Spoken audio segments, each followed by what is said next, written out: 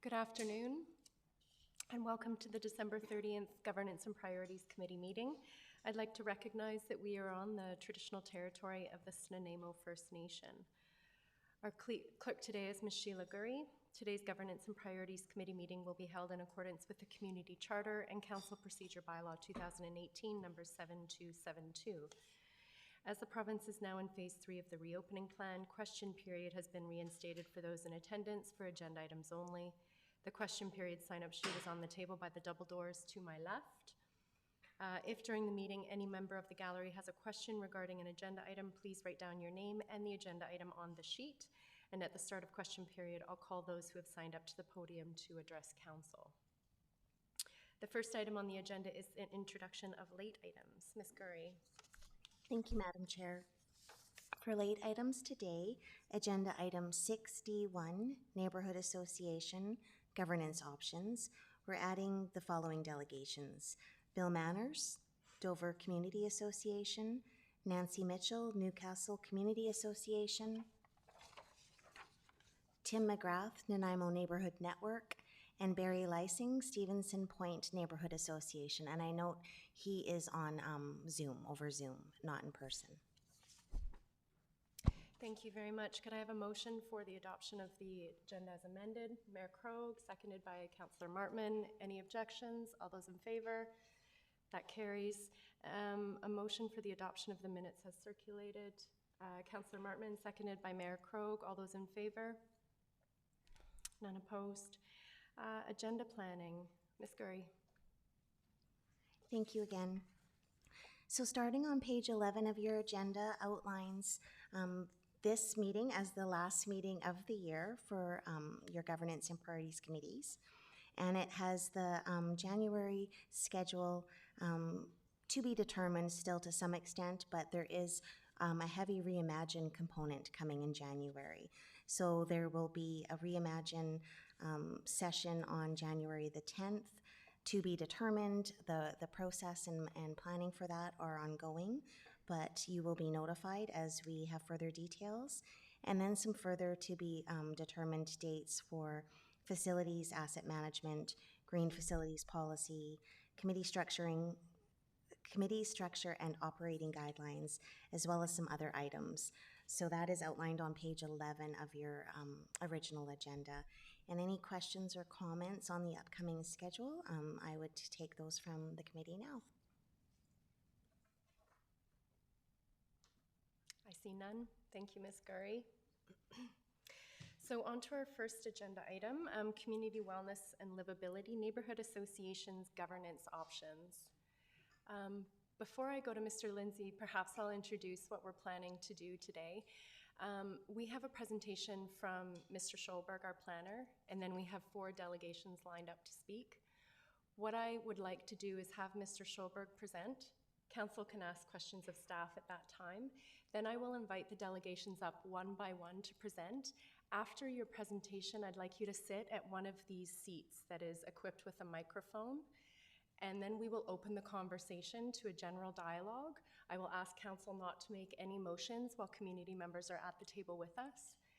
After we feel like we've reached a conclusion in the conversation, I will ask the delegations to return to the gallery, and then council will then we'll entertain motions. Does that make sense? Is that everybody's comfortable with that process? Okay, thank you. So Mr. Lindsay. Good afternoon. Thank you, Madam Chair, Council. As you mentioned, we're back. This will be the 3rd GPC that we've been in front of this group, talking about neighborhood associations and governance options, and starting back early in 2020, and then we're talking to you again in the spring of this year. Both of those times you heard from Mr. Schulberg, and I'm going to turn it over to him again in a minute here, who has been I just want to acknowledge our team lead on this project and working with associations to get their feedback and the broader community to get feedback. So I'd like to turn it over to Mr. Schulberg, and he can talk to you a little bit about where we've been since we were last in front of you in the spring.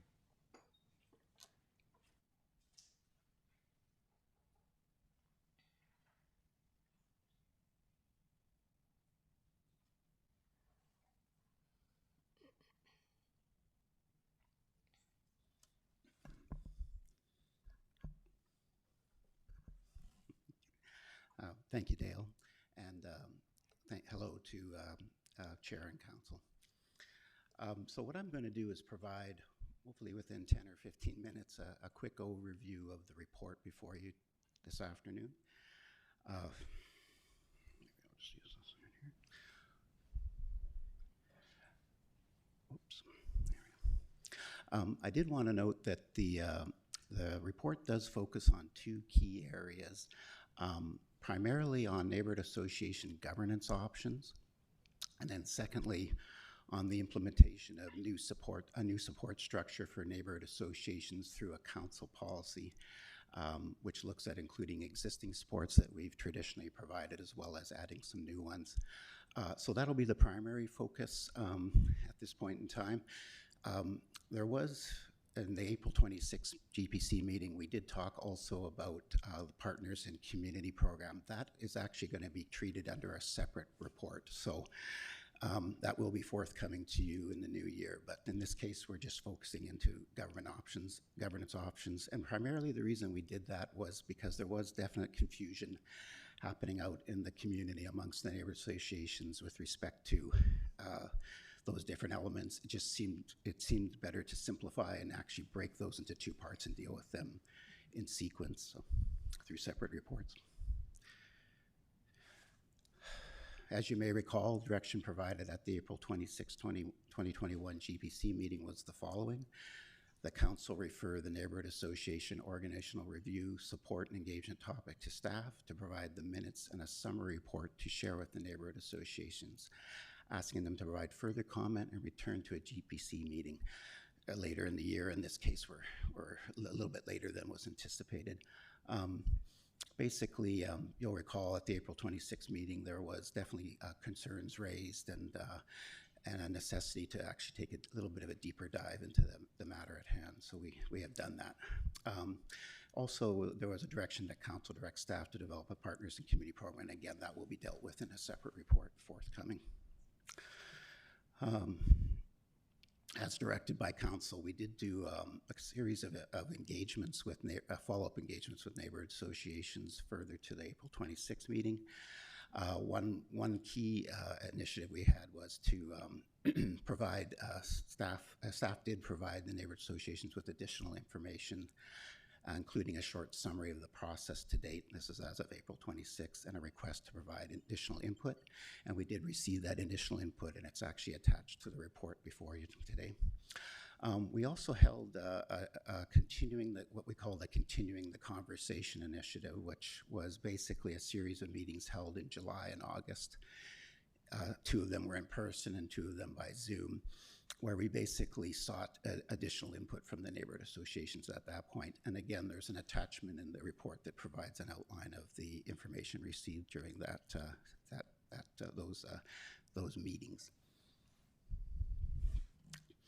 What I can say from those meetings is there were 4 themes that were identified from the summer engagement, and I quickly wanted to outline them for you here. The first one is concerns about the accuracy of staff summary provided at the April 26th GPC meeting with respect to the level of neighborhood association support for the implementation of organizational criteria. So we did do some additional work on that, and I'll provide that later in the slides that sort of clarify where we feel at least the majority of neighborhood association support it lies. The second theme was concern about how the proposed PIC, or Partners in Community program, would be implemented and supported, and which projects and priorities will remain in future capital plans. This will be information that will be forthcoming in the PIC report that will be coming to you at a later time. There was concern about the status of the city's existing neighborhood plans and the creation of future neighborhood plans that was voiced. Again, we'll be looking, this particular topic will definitely be treated in phase 3 of the Reimagine Nanaimo process, and there'll definitely be opportunity for us to provide that information to a proposed way we would suggest going forward. And there will obviously be opportunities for neighborhood associations to speak to that issue specifically at that time as well through the phase 3 Reimagine Nanaimo process. And then the fourth theme was concern over lack of formalization of the city's existing relationship with neighborhood associations. and more specifically, reluctance to implement engagement recommendations contained in the Community Engagement Task Force final report, which was received by Council in early 2019. This was actually a key input in that it does suggest the idea of formalizing the relationship we have with neighborhood associations that has never actually been done before. We've had direction from Council in past years, back in the early 2000s, to engage again with neighborhood associations, but the details of how we engage and the elements of engagement were never really formalized. They sort of evolved over time. So what you'll see before you, and I'll give additional specific details of what we're proposing to do in that regard, will be forthcoming in later slides, but basically the intent is to provide some sort of structure to how we actually engage with neighborhood associations moving forward. Mr. Schulberg, there's a question from Councillor Bonner. Thank you, Chair. Can you give me some more details on reluctance to implement engagement recommendations? Having read through the recommendations, is there specifically which ones they say weren't implemented?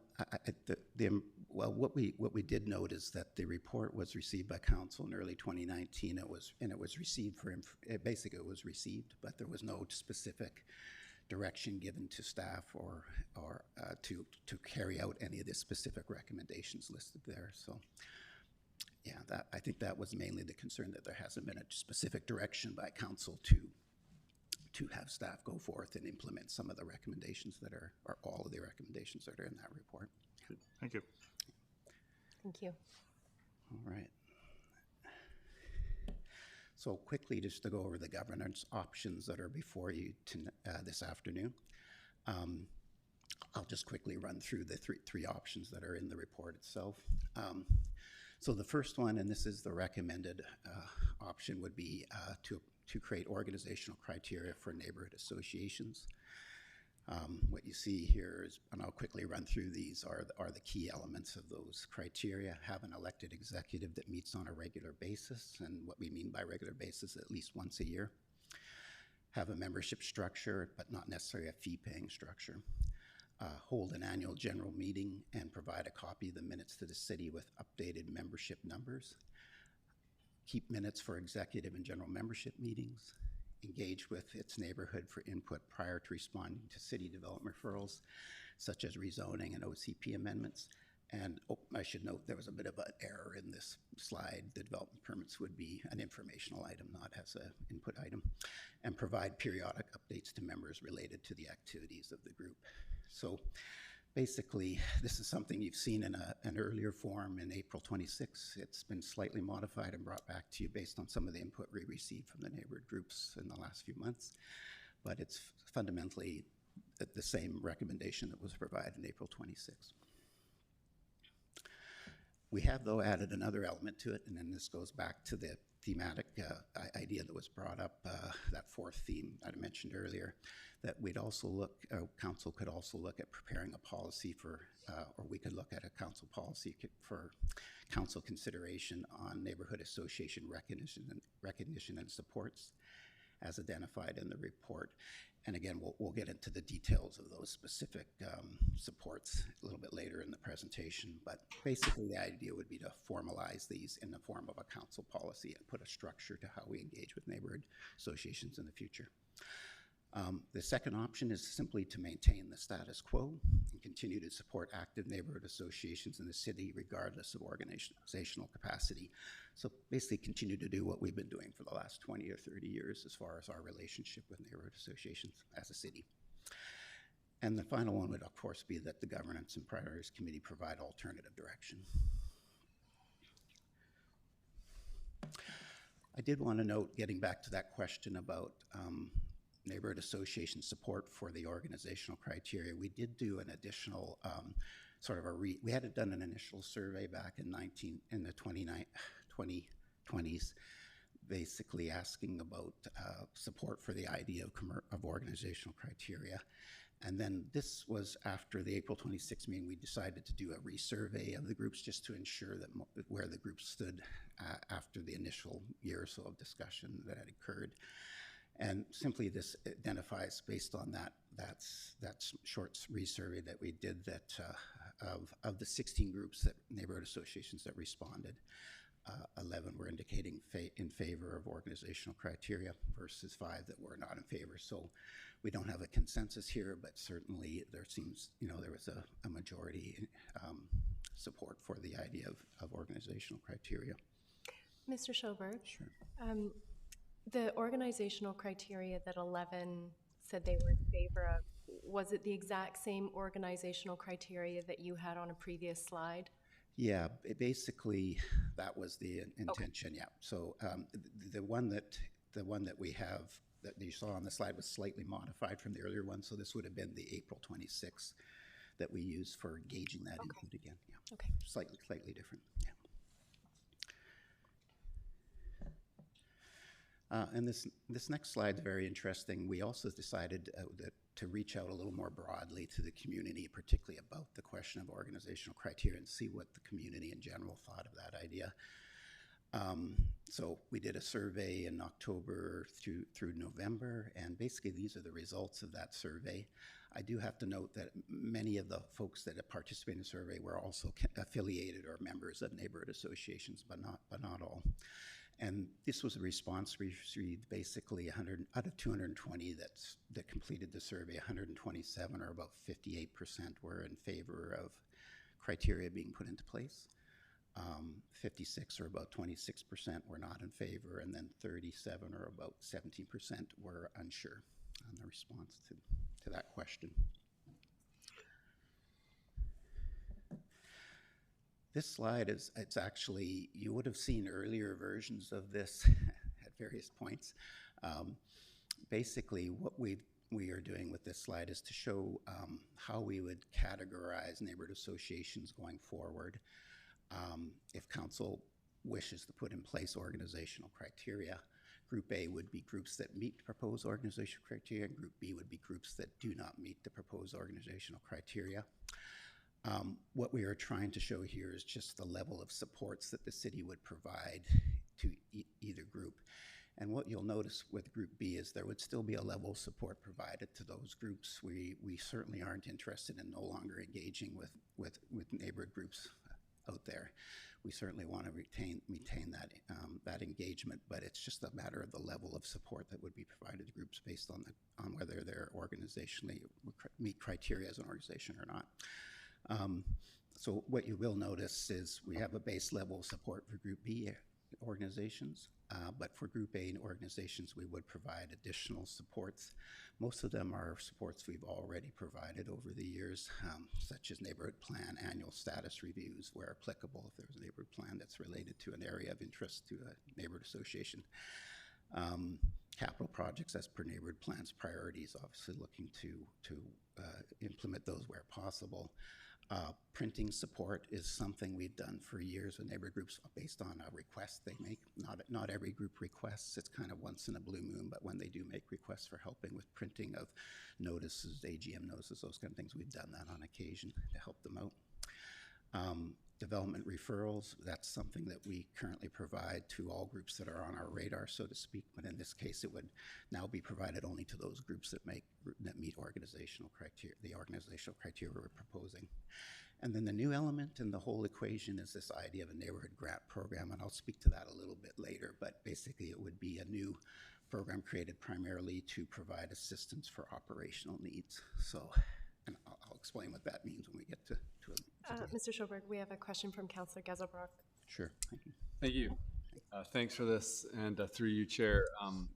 In an earlier iteration of that, there was sort of a Group A, B, and C, and I believe that the big difference, Group A and B have been, from my understanding, just looking at the two, Group A and B have been collapsed together, and basically that's taking out the requirement of being a registered nonprofit. Am I correct?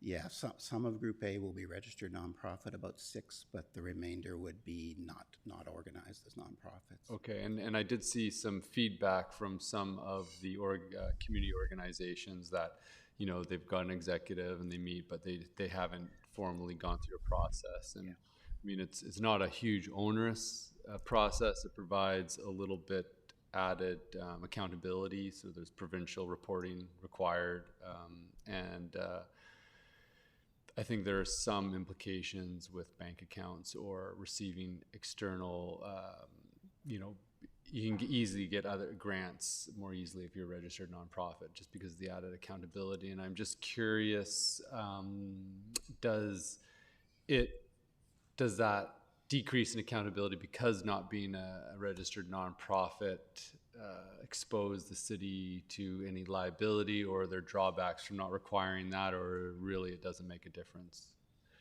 I think the way we look at it is this is sort of a made in Nanaimo solution to some Yeah. degree, and we feel that the groups that are out there, even if they don't have nonprofit status, are, as long as they meet the criteria we're proposing, we feel that will at least ensure we're dealing with organizations, like an actual organization, and not just a couple individuals or what have you. So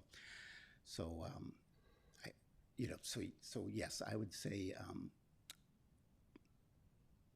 we can treat them in the same grouping, and I think there's not going to be an issue with that as far as determining whether they have organizational status or not. It'll be achieved by satisfying these criteria. Great. I mean, you can have 3 people and to maintain a nonprofit, and so You can, yeah. I can see that logic. And I'm just curious in terms of, you know, where the province provides that little bit of accountability, because you got to fill in the paperwork and hand back, which isn't a lot of accountability. I'm just curious, is it mostly based on the relationship with staff with that organization to make sure that the AGM, or is it the submission of the AGM notes at the end of the year or whatever, that sort of is our verification of a particular?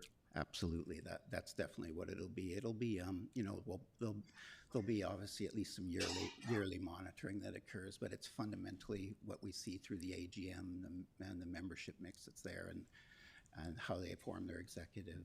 Those we feel are sufficient to satisfy our requirements to be considered an organization.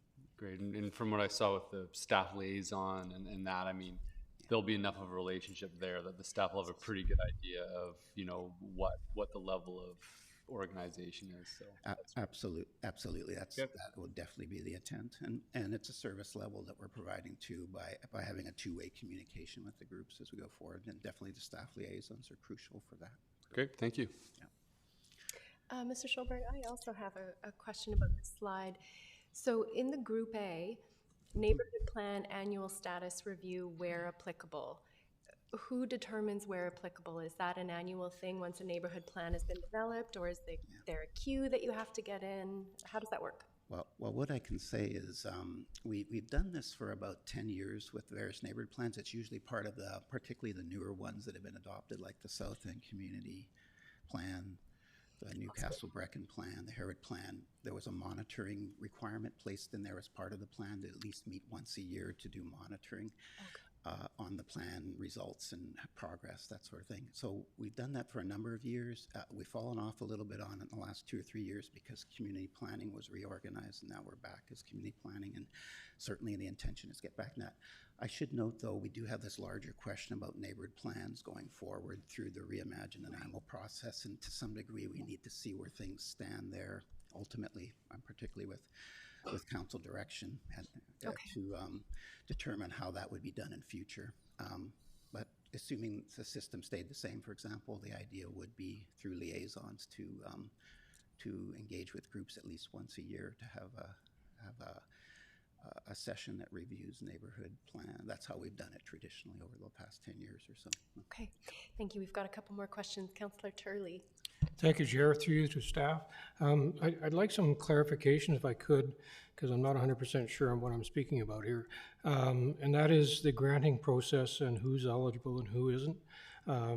So my understanding is that businesses for profit are not eligible. My kind of gray area is individuals, whether they are eligible by our rules and regulations for granting, or whether they have to be a group, or just where does that fall? Boy, that is a good question.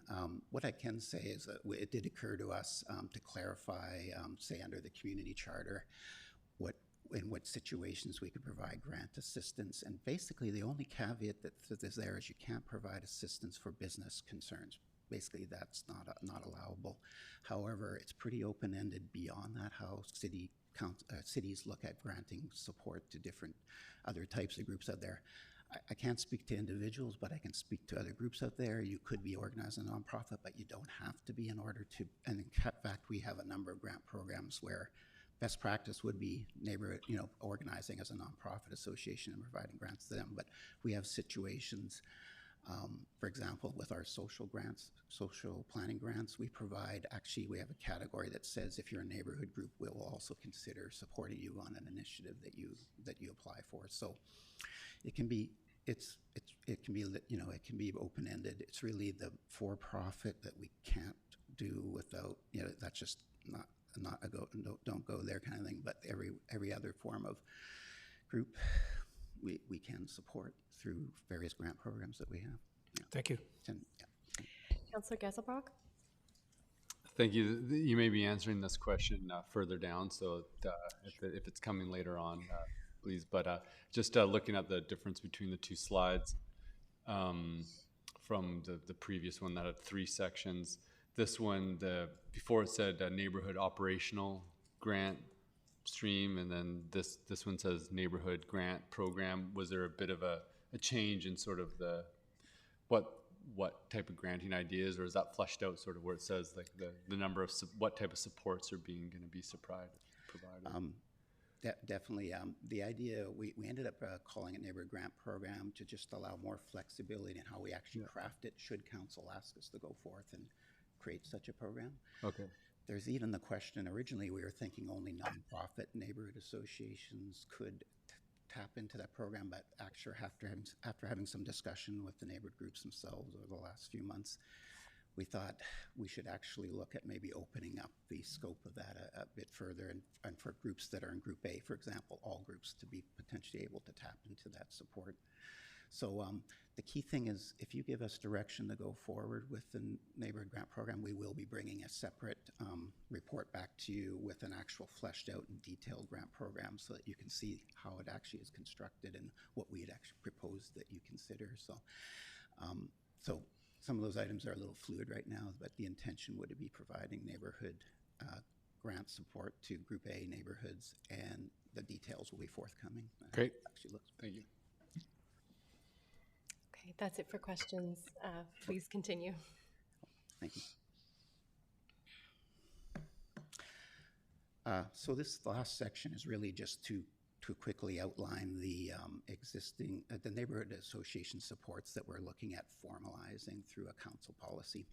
Some are existing supports, and a number of them are newer supports, or supports that we were advised by neighborhood associations we don't seem to be following and need to be reinforced in policy. So I'll just quickly run through these. First of all, the existing supports. Now, these are things that we've generally been doing for the last 20 plus years. So we've had 4 staff liaison planners from community planning section, 1 assigned to each association, primarily for communication information purposes. So we've been doing that for some time. Again, with the reorganization of city departments and that sort of thing, community planning sort of disappeared for a while, and now it's been reconstituted. So we've lost a little, I always say to people, a bit of our mojo in that regard on the relationship with neighborhood associations. We obviously, this is actually, if this formalization occurs, this will be a good starting point to get those sort of, that kind of structure back into place and those actions happening, or fully happening again. The second item, 1 staff liaison planner attends Nanaimo Neighborhood Network meetings. We've done that for years.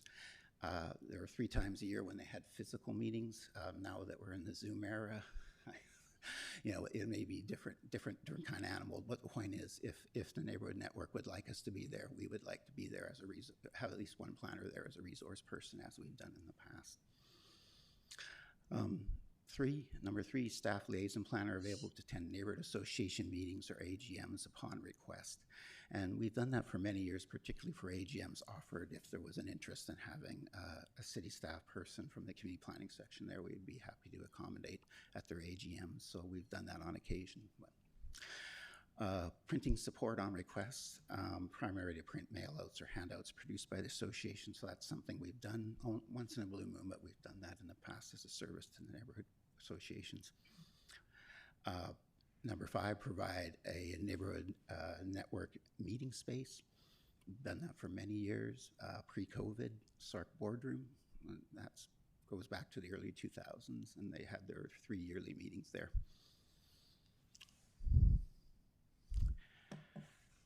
Number 6, annual review of neighborhood plan implementation progress with relevant neighborhood associations, executive where plan exists, and we spoke about that briefly previously. Number 7, neighborhood association informational webpage on city website. Provide neighborhood associations contact list and boundary map, as well as Nanaimo neighborhood network mandate and contact person. This all exists currently. We do actually have a devoted neighborhood web page for neighborhood associations, and we do include information on the NNN and contact person in that regard, and contact persons for all the neighborhood associations in that regard. Number 8, official community plan amendment and rezoning development related reports going to council and committee include a section on community input received, and that is something we've been doing for some time. And again, adoption of this these supports in the more formal sense will just put a structure to why we do that and ensure that that continues. Development permits currently are referred to neighborhood associations for information, so that would again, if this is adopted, that would give structure to that action that happens. Number 10, developers requiring a rezoning or OCP amendment are encouraged to establish early contact with a relevant neighborhood association where active for awareness and to open a dialogue, ideally at pre-application stage. This is something we do encourage and have encouraged for many years. So again, that action would stay in place and be sort of more formalized. And number 11, project event-based funding support through existing programs such as the social planning, culture heritage grants would continue and be formalized in the support structure. And then with regard to newer supports or reinforcement of existing supports that we've traditionally provided, these are a second list in that regard. And they've been grouped by in a couple different areas. This first group are administrative supports. So number 1, ensure that a standard communication engagement process is applied consistently by the city to all active neighborhood associations. There was concern in the summer sessions with neighborhood associations that we had sort of lost that focus, or we weren't applying our communication standard consistently to all neighborhood associations. So this would again reinforce that should be happen. It'll give us a council policy to look to ensure that continues to happen at a staff level. Number 2, ensure adequate time is given to neighborhood associations to respond to rezoning and official community plan amendment application referrals. There was a concern raised by the neighborhood associations that the time frame was too tight for referral responses. So this is definitely something we're going to need to look at to ensure that the neighborhood associations feel they have adequate time to respond to referrals when we send them out. Number 3, when development referral response is received from a neighborhood association, confirm in writing that the response has been received. I guess there have been concerns that were voiced that doesn't always happen, that someone will send in a response on behalf of their neighborhood association, but they won't necessarily have a response saying that information's been received. So again, these are administrative things, but having this sort of formalized in policy will just reinforce the need to actually do them at the staff level. And number 4, expand the neighborhood association webpage on the city website to be a more comprehensive communications portal. So we do have that existing neighborhood webpage, but I think the neighborhood associations were saying maybe there's more we can do it, more interactive mapping, additional informations that could be provided there. And I think we'd need to work with the neighborhood. So if we were given the direction to proceed or this policy was put in place, we would need to work with the neighborhood associations to work out the details of what would actually best serve them in this case. Under engagement, some additional supports. Number 5, hold an annual neighborhood issues/solutions workshop with council.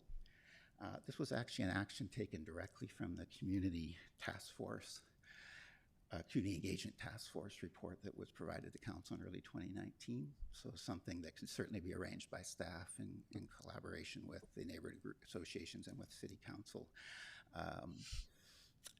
The details of how that looked, we'll have to work that out to make sure it's suitable for all concerned. But basically, the intention is there to hold that yearly workshop, and we would look at organizing that should council adopt this as a policy.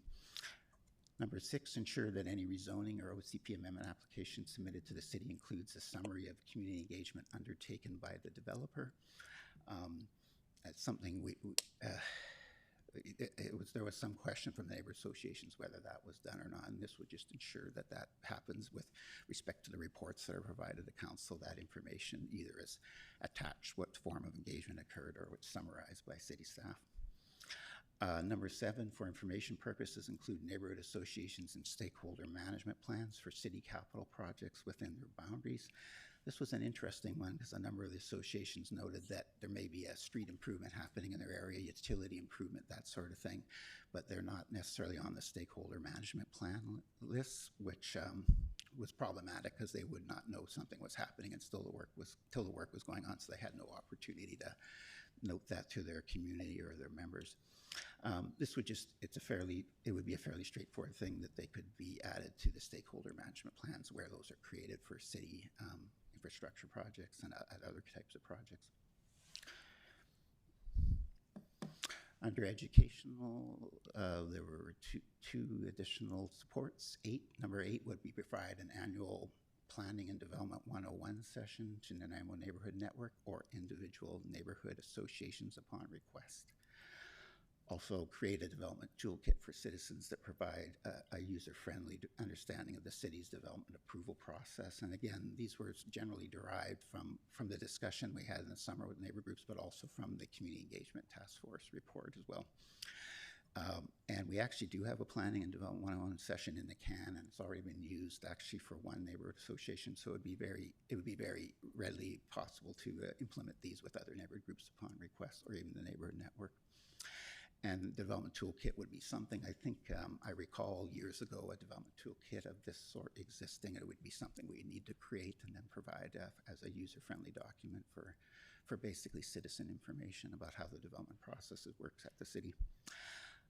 Number 9, create a how-to kit on how to start up and maintain a neighborhood association. We've never done that before, but it's a great idea. And so again, this policy would ensure that that action is taken by staff and that information is provided for neighborhood associations or for groups that want to form an association or citizens that want to form associations. And finally, under funding, number 10, create a dedicated neighborhood grant program to provide grants for neighborhood associations or directed through the Nanaimo Neighborhood Network to offset costs for operational needs such as liability insurance, printing, Zoom platform, organizational software, website development, community events. Set annual program budget at $10,000. This was just a starting number. We looked at some other communities around the province, and often something in the 10,000 range would be a good start point. Could obviously be increased as time goes on. It depends on the utilization of the program and how it performs, but we would recommend starting with that amount. Again, the idea was if council gives direction to proceed with something like this, we'd be coming back to you with more details and basically an actual grant program document that you could review. And we'll also seek input from neighborhood associations with regard to that grant program as well, so they have some input in there before it comes to you for finalization and implementation. Likely, given the time needed, if we were to do such a program, it would be looking at the budget year for 2023. So it would be a bit of time to put it together and then hopefully implementing it that year.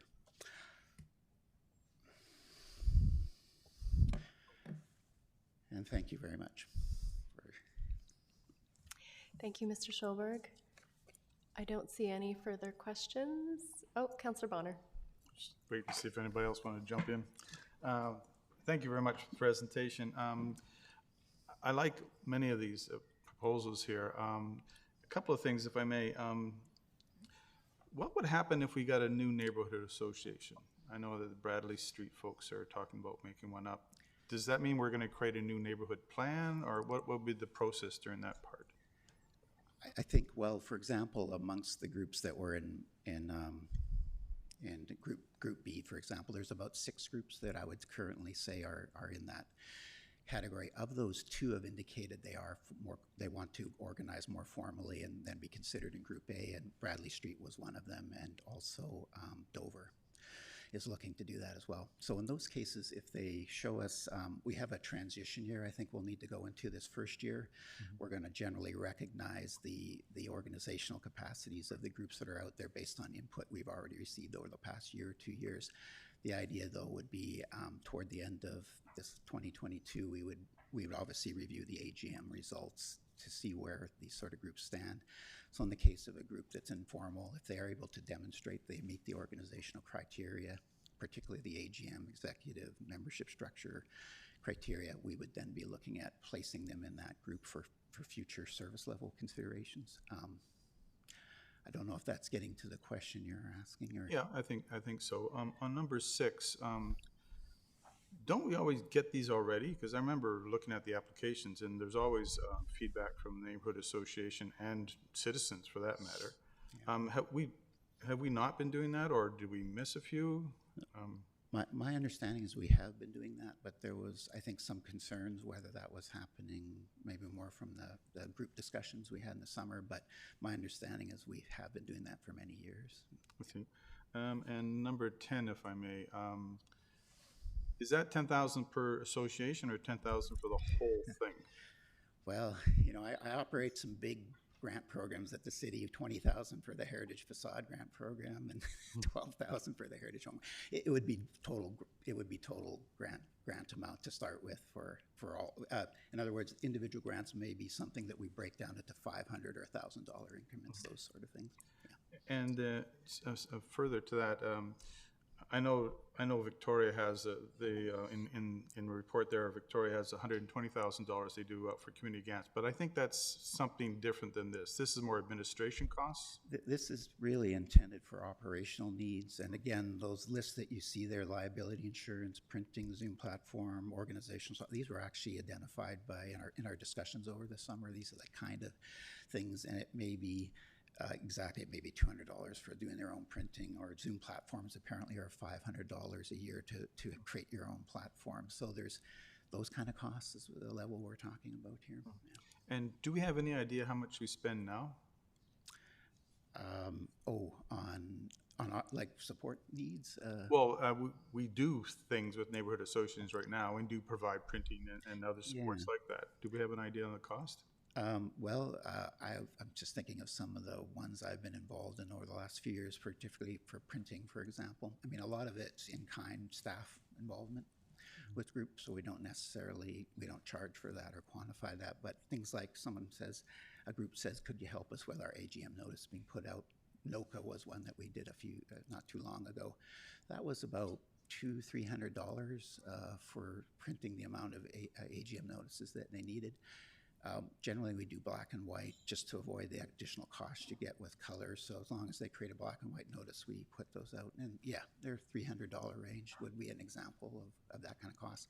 Again, on request, and it happens only once in a blue moon. So most of our time and effort is actually in kind through staff support, attending meetings, or being available to direct or ensure groups get to the persons at the city they need to talk to on various issues, that sort of thing.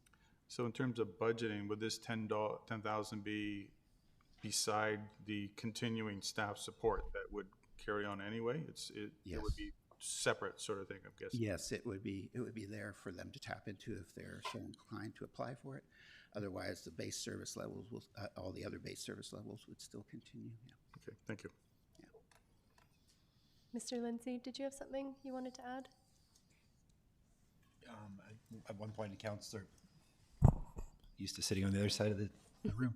At one point, Councillor Bonner had a question about often seeing in reports feedback from neighborhood associations. And what I would say is that's our current practice. So if we get a neighborhood association submitting something, we'll often attach it even as a schedule to the report. This would just be formalizing that practice into policy. Okay, thank you for that. Okay, thank you very much, Mr. Schulberg. So in order, what I'm actually going to do is I'm going to ask everyone who is here to present to come and find a seat at one of the table here. So that is Mr. Manners, Ms. Mitchell, Mr. McGrath, and Mr. Lysing. I see you're on the phone.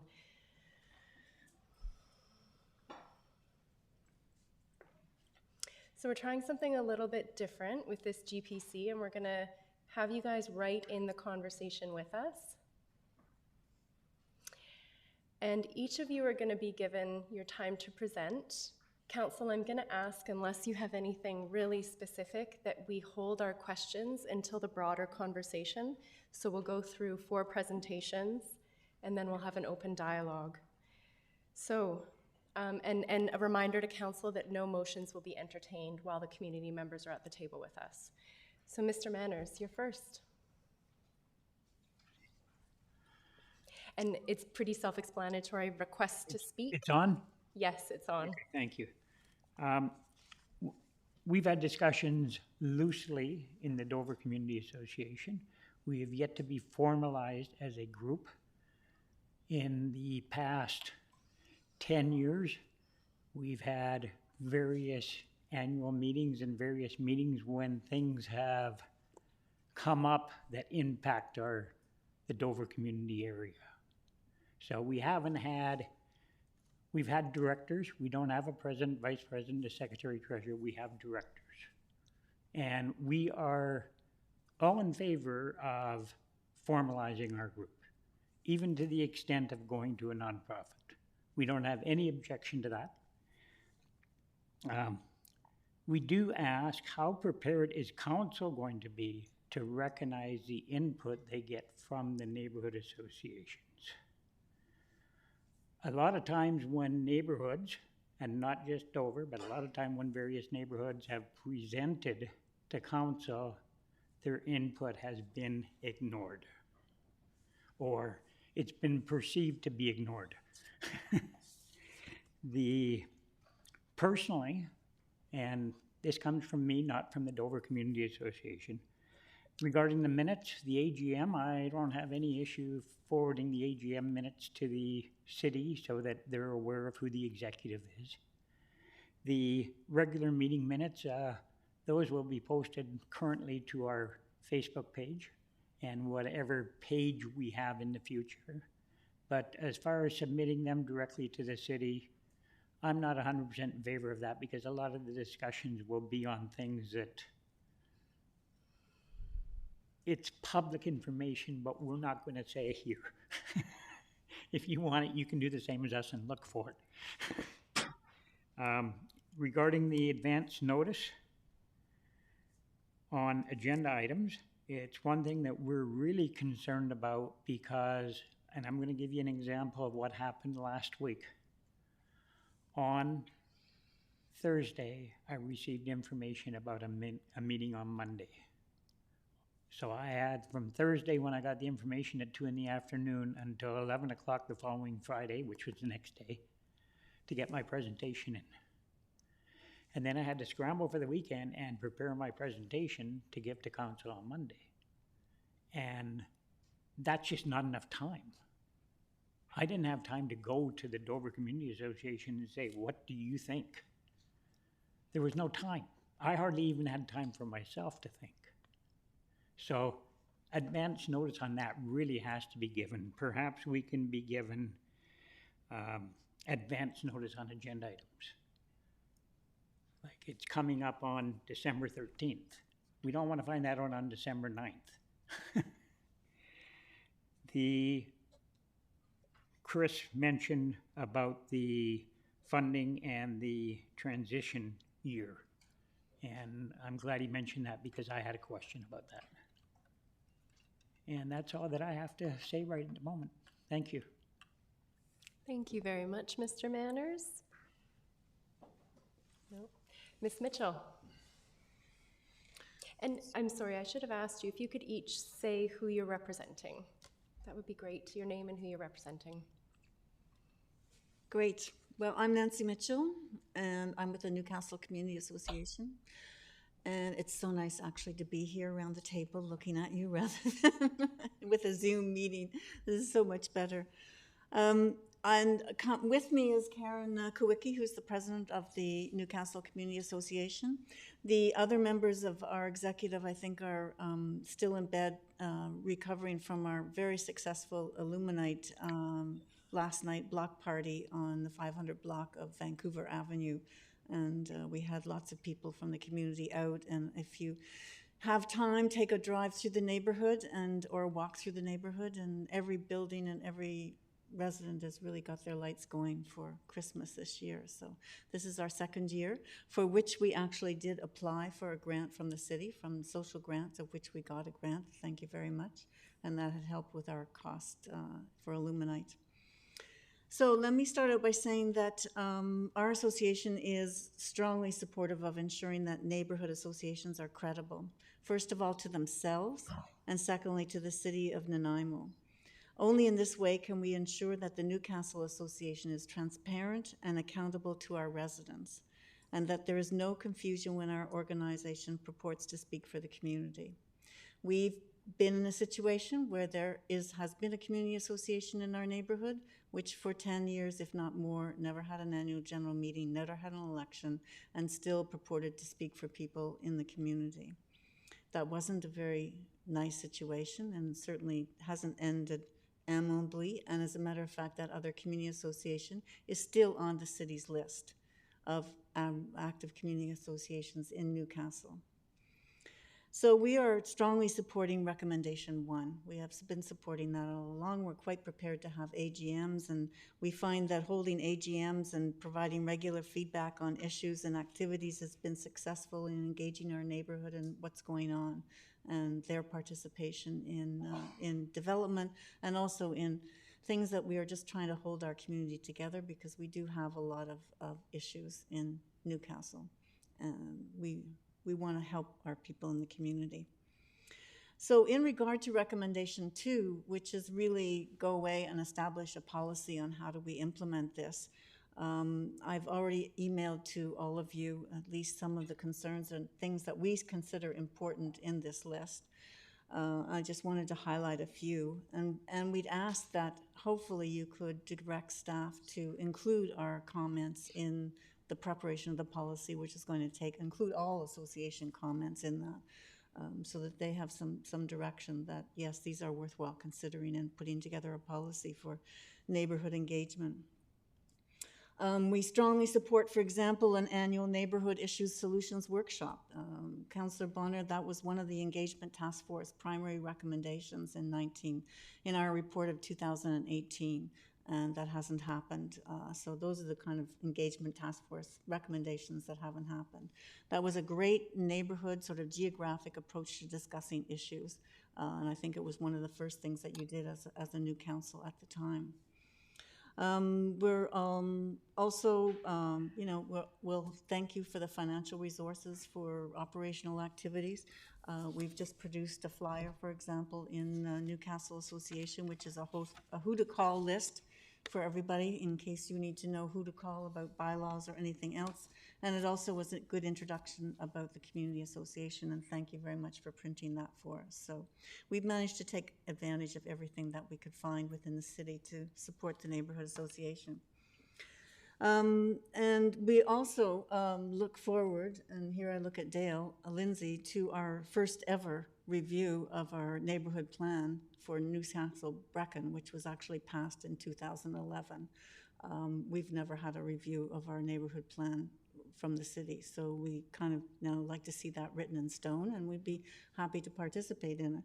My only suggestion is for those kind of reviews, they might want to involve the neighborhood and association in terms of what that review might take place, because what we might think we want to do in Newcastle may be different from South End Community Association and Harewood, and if we're going to do a review, let's do it with the most effective way that we can manage.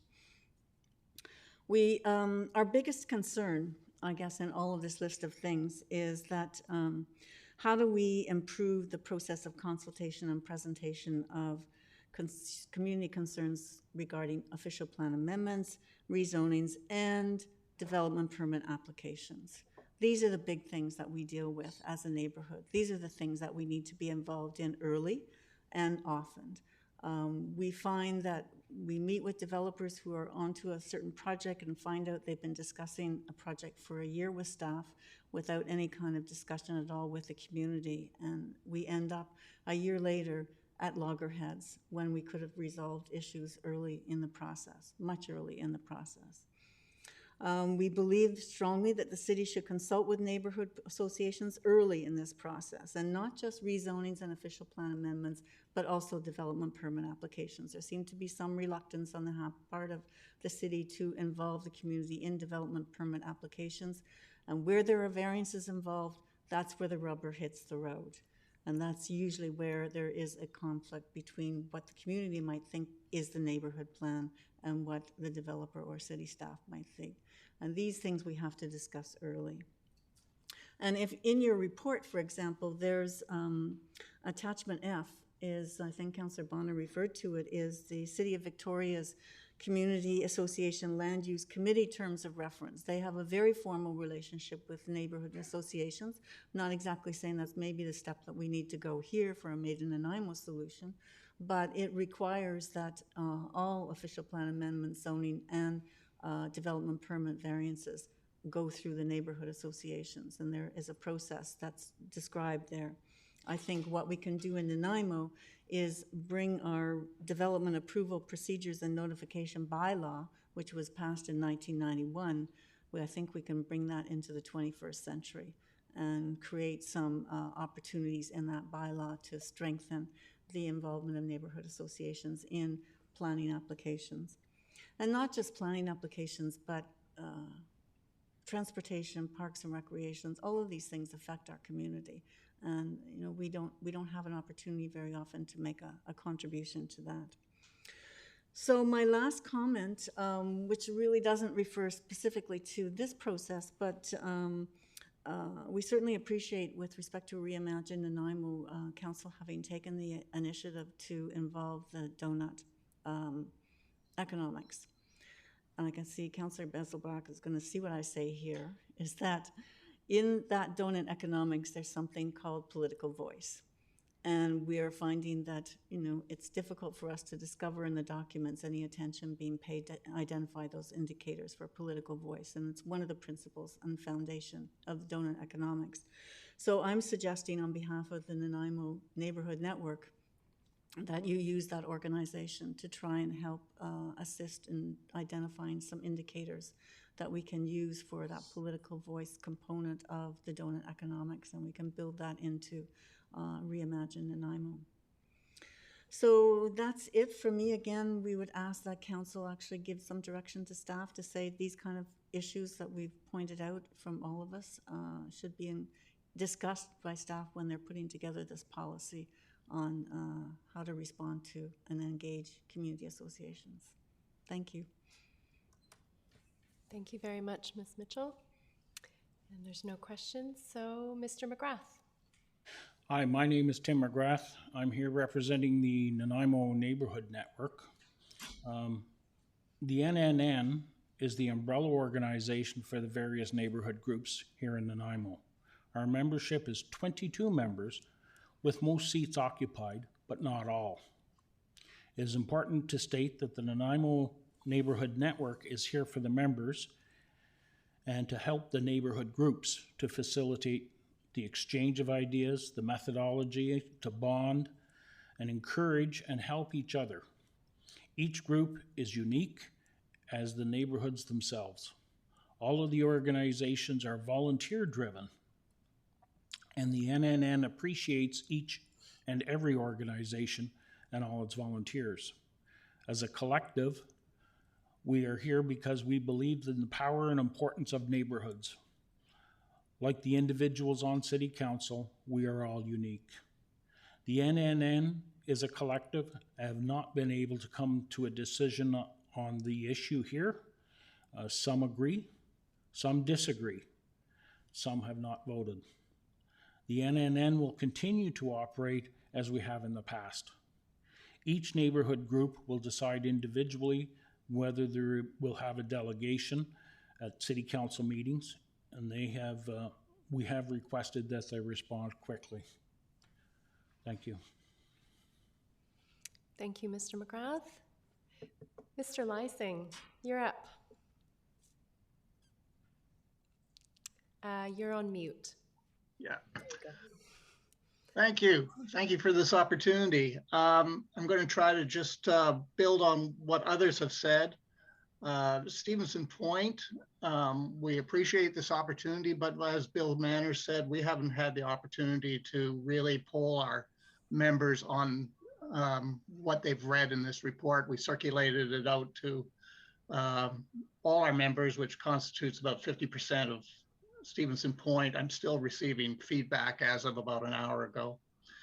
The comments we've received to date suggest there's no problem or no issue for or against Stevenson Point's organizational capacity or conduct. All the comments we've received today fall into the few categories of either support for neighborhoods to organize themselves based on their own criteria, requests that staff and council and Stevenson Point Neighborhood Association focus on the priorities to Stevenson Point, requests for stopping or delay of a decision on this, and suggestions for improvements on staff support and services. To the issue of neighborhood recognition, at present, well, since 1999, we have in Stevenson Point followed all the criteria that are now proposed. We haven't been able to exercise on it because sometimes there was an inability by staff to be at the receiving end, but we're in support for ourselves. We are not in support that the criteria is a condition applied to all neighborhoods. We don't like to see an A class and a B class neighborhood association. I would point out that the neighborhoods who will not meet the Class A category are neighborhoods who don't have none of them have a record of any kind of contentious issue or misconduct. And in fact, I think they're exemplary in how they have conducted themselves and engaged residents.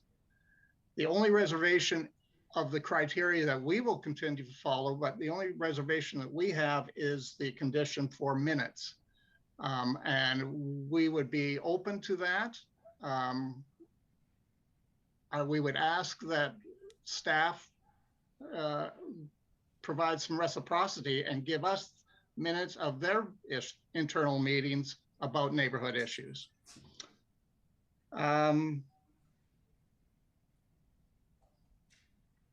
We'd also say that we agree quite strongly with the staff report that says that the criteria will not resolve potential conflicts within neighborhoods.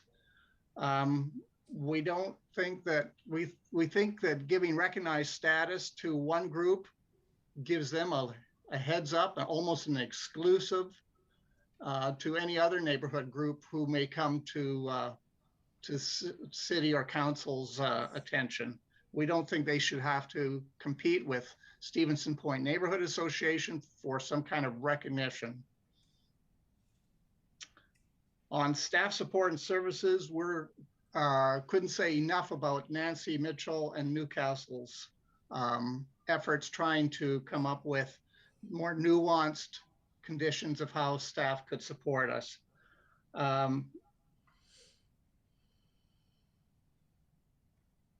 Yes, we think they're excellent ideas. We don't think that they should be applied as only on condition of neighborhoods meeting the criteria. We have specific detailed nuances, and we'll leave it for another venue to add to that. Thank you. Thank you very much, Mr. Lysing. So, council and neighborhood reps. This is an open conversation. Request to speak is how you get in the queue, and I just go through the queue in order. So I've got Councillor Turley. Oh, pardon me, I see, no, I thought you were Jake, Bill, but you're not. Okay, Councillor Turley first, and then Mr. Manners. Thank you, Chair. Through you to the associations, thank you very much for coming here this afternoon. One of the concerns that was addressed in the survey was communication, not necessarily with the associations in the city, but the associations and the residents within that association. And so I kind of put my thinking cap on, and I'm thinking that we did mention the city website portion dedicated to neighborhood associations and the potential to expand that.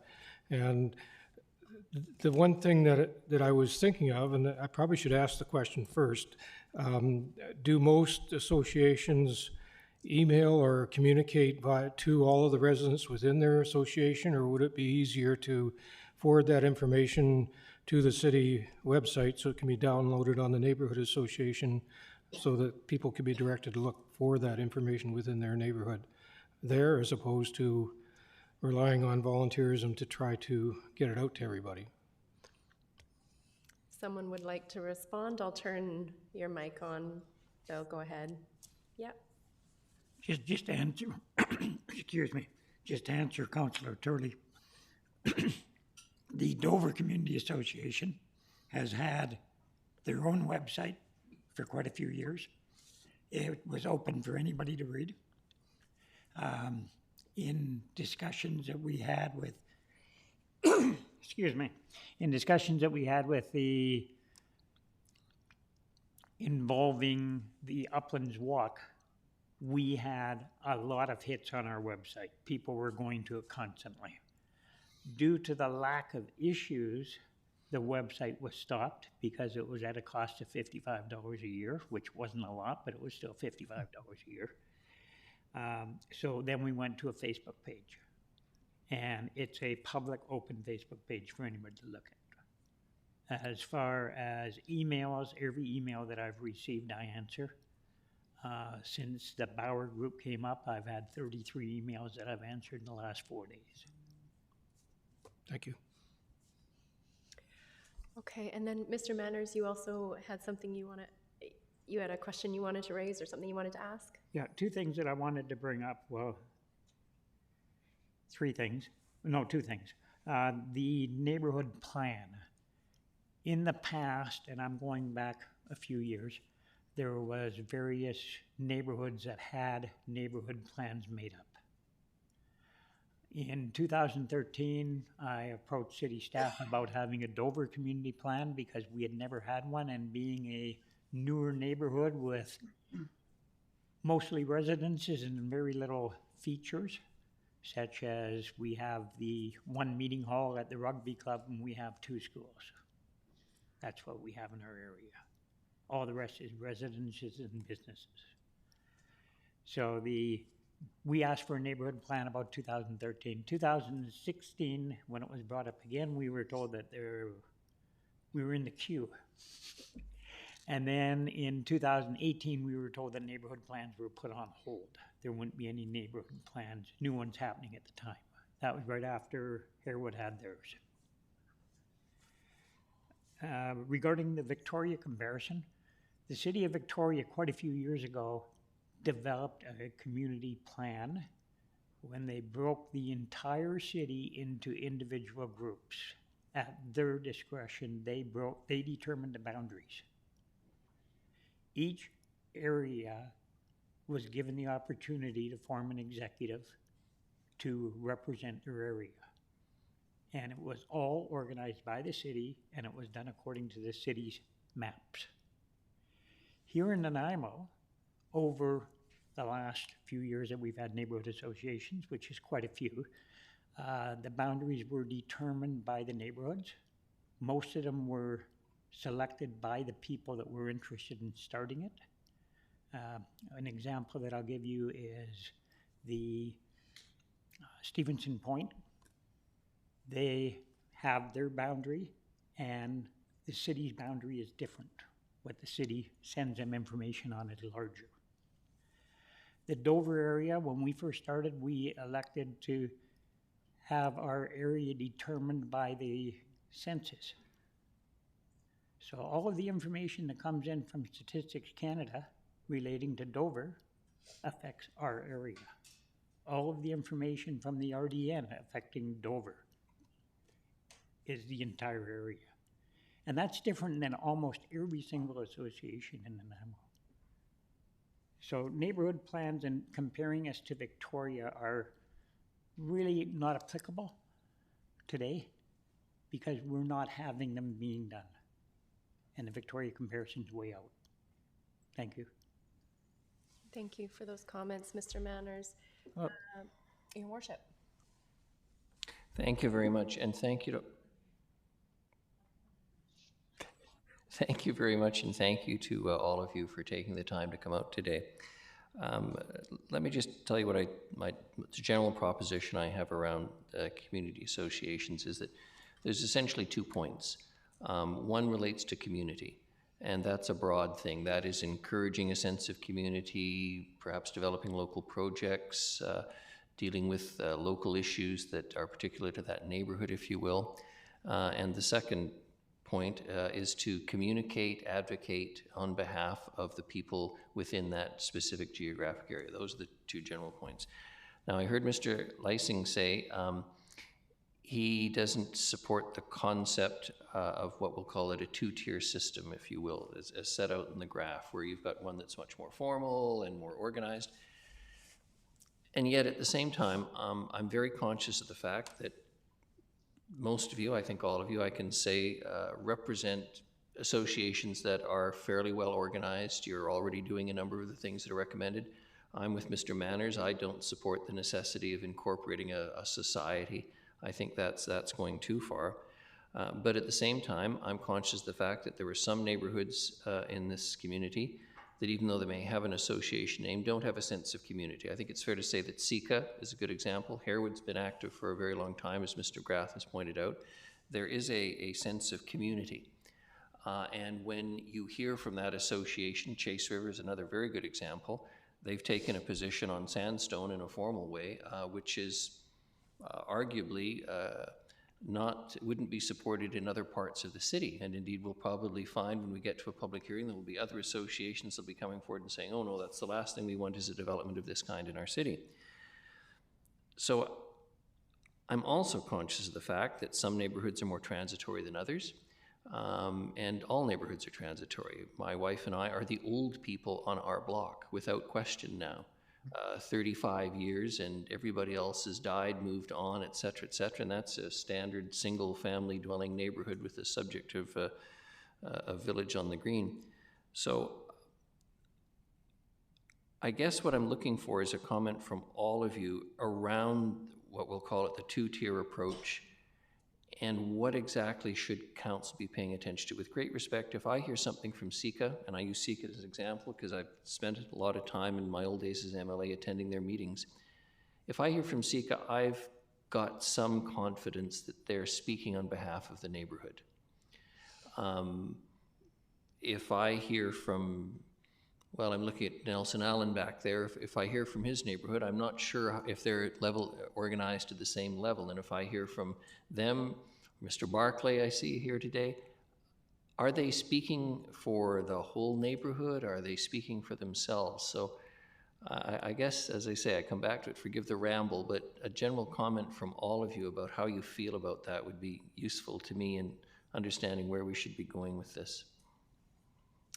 Okay, so a question directly from the mayor. I have Mr. Lysing, Ms. Mitchell, and then Mr. McGrath, and then Councillor Bonner in my lineup.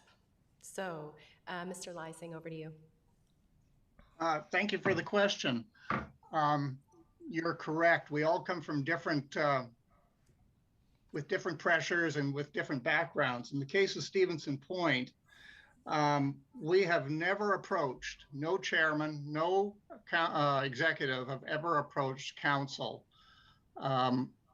since 1999.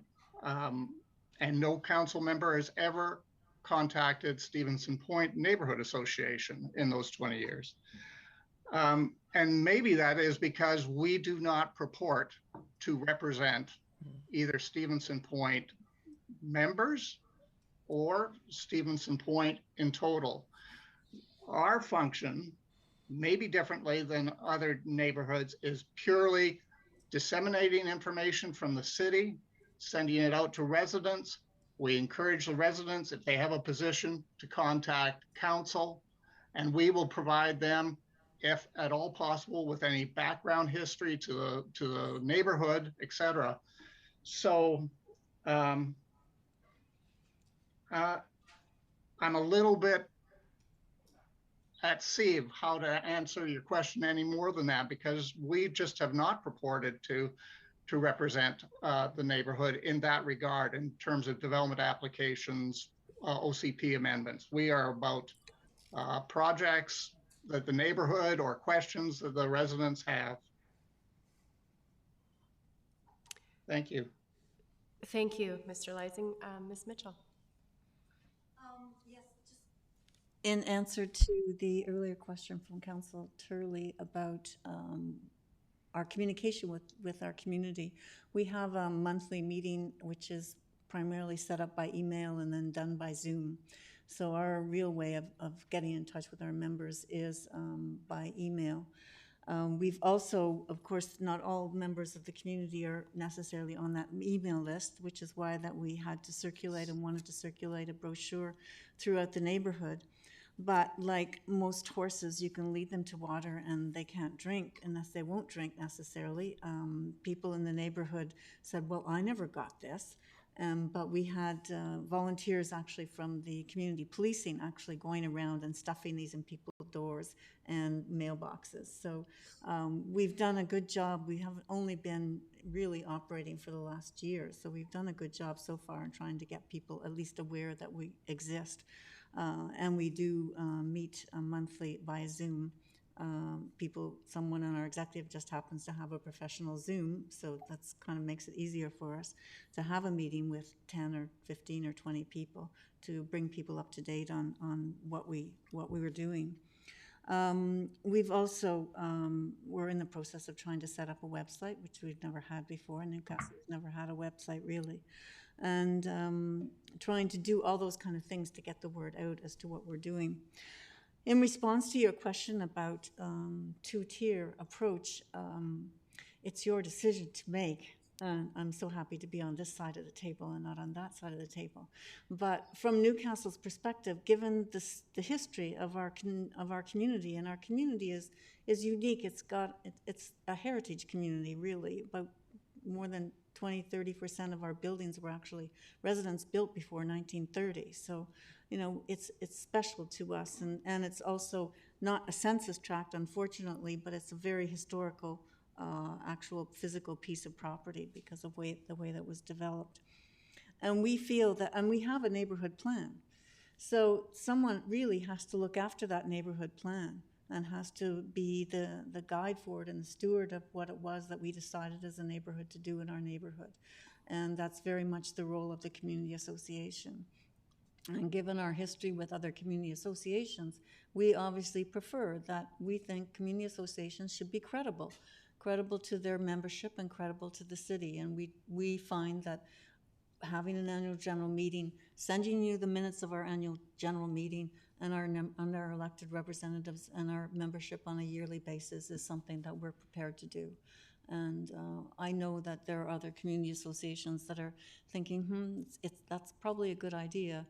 And there are some community associations who have felt more of a guerrilla approach to contacting council and have seen that as an approach that they desire to have, and they don't want to have a structure and they don't want to have an annual general meeting. They just want to respond to issues. So I think credibility is on both sides is important for not only the membership but also for council. Thank you very much, Ms. Mitchell. Mr. McGrath? I just wanted to remind council that I'm here speaking on behalf of the Nanaimo Neighborhood Network, not my personal or not Harewood. When asked the question about, do you really represent the community? I'm going to ask City Council, with the voting level at its current rate, do you represent the city of Nanaimo? Many of our associations have already been to the point of becoming a registered society, the six that Mr. Schoberg refers to. We've done it voluntarily. They've done it before the city came up with their criteria. Again, as my partner beside me says, they want to appear and be accountable. But there are organizations within the neighborhood network that don't want to go through the regulations. We're all volunteer organizations. To put requirements in front of them is building boundaries. Some of us are more than happy, we've already exceeded what the city has asked, but some of them have not. And as an association of network neighborhoods, we believe that everybody should be treated equally. If they appear in front of council claiming that they are representative, I would use the attitude that I'll listen.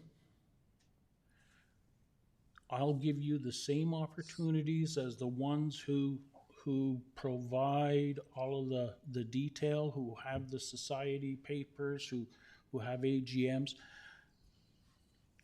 to any organization that appears. And if you have any questions, you can certainly always approach the NNN and say, do you know these people? And we'll be happy to tell you. We're cooperative. But generally, the NNN does not take a position. Some of the associations appearing here today are very keen on development. I know of other associations who take a totally different approach. They don't want to get into development. You take something like cannabis licensing. Half the neighborhood says yes, half the neighborhood says no. The association would shoot themselves in the foot picking sides. So for the criteria, it's questionable as to whether that should be done. The community task force had a excellent process for community engagement, and I would think that all of the associations would support that kind of concept so that everybody could get the information better. You take, for example, just appearing here. Okay, we're given notice as to when the material comes out, the same as city council is. But we don't have time. The associations are not given the opportunity to go back to their people, so to speak, and get it, because we have to have our request for a delegation in by Friday. So it comes out Wednesday. We have to, I think it's 11 o'clock is the cutoff time. We don't have time to go to the neighborhood and say, well, what does everybody think? And that's a serious, serious problem. Some of them have Facebook pages. Most of them associations have Facebook pages, not all of them, because it takes time to monitor and supervise the Facebook, and they just haven't got the manpower. Or some of them don't have the technological requirement to manage Facebook. But it doesn't mean that their voice shouldn't be heard. Okay, thank you, Mr. McGrath. So I've got a few councillors in line, but I'm going to give Mr. Manners the opportunity to respond to the mayor in terms of his question. The question was speaking on behalf of the neighborhood associations. Myself personally, I have had one sentence that I've spoken in regards to the Dover Community Association, and that was my opening this morning. In discussions I've had with the city regarding Uplands Walk, the communication was not done to council, it was done to city staff, and that was either from Kelly Duncanson, who was one of the founding directors, and myself, one of the founding directors. Regarding Brickyard Clinic, about a year and a half ago, 2 years ago, I forwarded communication on behalf of about 45 residents. And as I mentioned today, this morning, my opening. But any other time that I have spoken regarding the Dover Community Association, I have spoken as a resident. Thank you. Thank you, Mr. Manners. Councillor Bonner. Thank you, Chair, and through you, I have a few questions. I'll just start sending them out, and people can respond to them. I also want to say, this is a GPC meeting like I thought they should be, like where we have the members of the community here at the table talking. So when we first talked about this many years ago, this is an example of what I envisioned it to be. And so I'm happy for that. Mr. Manners mentioned a comment about input being ignored. And I take that seriously because who wants their input ignored? But can you describe what that would be and what would input not being ignored look like? And the reason I ask is lots of people give us input, but we don't necessarily vote in the way they want their input heard. And then some say, well, now we're just being ignored. So what does not being ignored look like to you? Mr. Manners, go ahead. Actually, I'm going to come about it the opposite way. The point of being ignored. And I'm going to go back to previous councils. I'm not referring to this council in my comments. We have had situations in the past where neighborhood groups have come and given presentations speaking on behalf of their neighborhood, and what they have said has been completely ignored. It was not even discussed amongst the table. There was no questions for the presenter. And when it came time to vote on the motion on the floor, there was not a single person that went along with what the neighborhood wanted. And in one particular one that I can think of, it involved around Divers Lake area. And the residents did not want it to go ahead, and it went ahead. This council, the neighborhood, wanted it to go ahead, and council went ahead. So that's working with the neighborhood association. They took that into consideration from the view of the TV viewers. Thank you, Mr. Manners. Okay, Councillor Bonner. I have a few, which I usually do, and I'm more than willing to share the table. Thank you. We'll come back to you. I have Councillor Thorpe and Councillor Martman in line. So, Councillor Thorpe. Oh, thank you, Chair. Through you, I'll just offer some thoughts listening to the conversation and the discussion today, which has been very valuable. And I appreciate the comments of the delegations. And I think there's been some key points made, and I agree with much of what has been said. I also really agreed with the mayor's comments earlier in the sense of I see neighborhood associations also having sort of a dual role. And the one relates to supporting their neighborhood, building neighborhood pride, as we've just seen in the Newcastle event that you were referencing, Ms. Mitchell. And I totally support the idea of the city putting ourselves in a position to encourage and support those associations. And I think to do that, in my opinion, there does need to be at least some minimal degree of, call it credibility, which I think is a good word to use, as far as how the association is organized. Does it have regular meetings? Does it have elections? And so on. Fair enough. The other aspect of community associations, before I go on, and I see communication in that role coming from the city in terms of notifying, informing community associations of what's going on upcoming in their areas. And I think we have a responsibility to do that. The problem for me is the other aspect of community associations when they want to come and communicate their views to council. And that's where the credibility issue has always been a struggle for me. And I think way back when, I'm not trying to take credit, I'll take the blame. I think I requested community associations to be a topic for GPC meetings because I was frustrated when we would have delegations come and say, I represent community association X and we oppose or we support something. And quite frankly, I would sit here thinking, well, you might oppose or support something, but who are you really speaking for? Are you speaking for the majority of residents in your community association? And I think the delegations have recognized that it's not always possible to gather that information.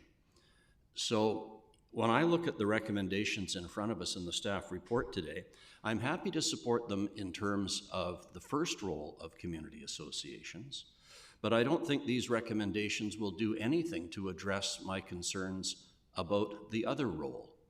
Right. So even if an association has an elected president, regular meetings, keeps minutes, and so on, how does council know when a person stands in front of us that they are speaking for their entire association? It could be that some residents in an association oppose a development project because it's right across the street. Others in the association who live further away might have no problems with it. So how can we put value on the input that we get? And the only way around that I see is to have each person that speaks to council basically treated as an individual, not representing an association, unless they bring with them a petition with a list of names that shows the degree of support.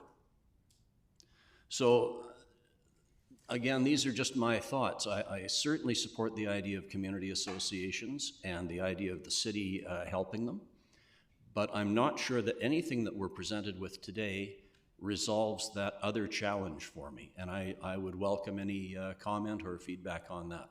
Thank you. Thank you, Councillor Thorpe. I'm going to go to Councillor Martman before I allow the delegates to respond. Actually, now I see a few hands popping up, so I'm going to let that question be addressed. So, Mr. Manners, go ahead. Just to respond to Councillor Thorpe, the neighborhood associations quite often make presentations to council representing the community after engaging with them. And just to give you an example, I can state that the Wellington group, when they came and spoke to council regarding the trail along the lake, they were speaking on behalf of the property owners that had property there. And to come with a list of names is kind of hard. So I have a question that I'd like to ask council relating to exactly what you asked.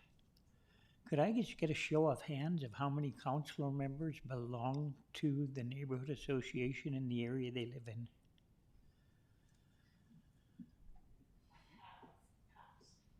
Thank you. Okay, I'm going to go to Ms. Mitchell for that specific question from Councillor Thorpe. Right. I think it's worth your effort to look at Appendix B in your F, I think it is, in your package, which is what the City of Victoria has put together in the way of what they call Community Land Use Advisory Process, which is kind of similar to the bylaw that I mentioned on approval processes within the City of Nanaimo, which actually formalizes sending comments on development projects, again, to community associations, and their comments come back and actually get included in all reports to council as a specific section on community liaison. And they have managed to pull that together quite easily, where at least they have a community association, which presumably their community associations at least have annual general meetings and elections. And if individuals from the community also want to speak to projects, then that's really their allowance as well as a member of the community. But at least in the report that's in front of you, you have some comments from the community association. And as that has been set up as a formal kind of process that the City of Victoria uses with their community association. So all reports actually have a section on what the community association thinks about it. If someone is coming from the community, and normally a community association, if they're going to be on the ball, they're going to talk to people who live around the project. I mean, there's no point in having discussions at the community level that are the executive level and not involve the people who are involved with a particular development application. And that's certainly our process, that we're looking at from the perspective of the community and the individual who lives in that area, and from the neighborhood plan perspective, what does this development application look like? Thank you, Ms. Mitchell. Mr. Lysing, you're next. Yes, thanks to Councillor Thorpe. We agree completely with your summation. It is impossible for neighborhood associations to speak on the behalf of a majority of the membership, the majority of the neighborhood. My suggestion is that you would use the neighborhood associations and any other group to disseminate the city's referrals. But after that, it comes down to council having to do the hard slog of determining, adjudicating on the merits of each delegation's case that comes before council. Thanks. Thank you. And Mr. McGrath. Thank you, Councillor Thorpe, for the question. The difficulty that a lot of the various associations run into is the time frame and the manpower to mount a petition between Wednesday and Friday morning at 11 o'clock to even get the volunteers organized by that time is almost impossible, let alone for them to go out into the neighborhood and say, what's your position? I would turn the question back to you and the rest of council. When's the last time you had a petition that said that they support you? It's very difficult. And you've got a staff of 700 people. You've got all of the resources available, whereas the associations are, for the most part, volunteer. They do it when, they'll stand up and look after the community when they can, but if their child has to go to swimming lessons or a hockey game, they're obviously going to look after family first. Community participation has dropped right across the board, right across North America, because people have limited time. They have limited resources. And the biggest problem is they don't believe in government.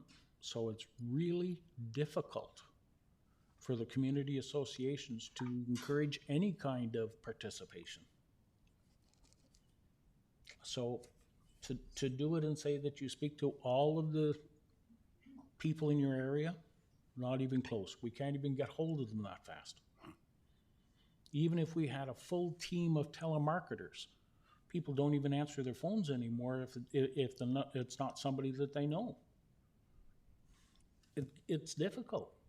So when an association or somebody who even purports to be an association comes forward, that is by far better than your standard.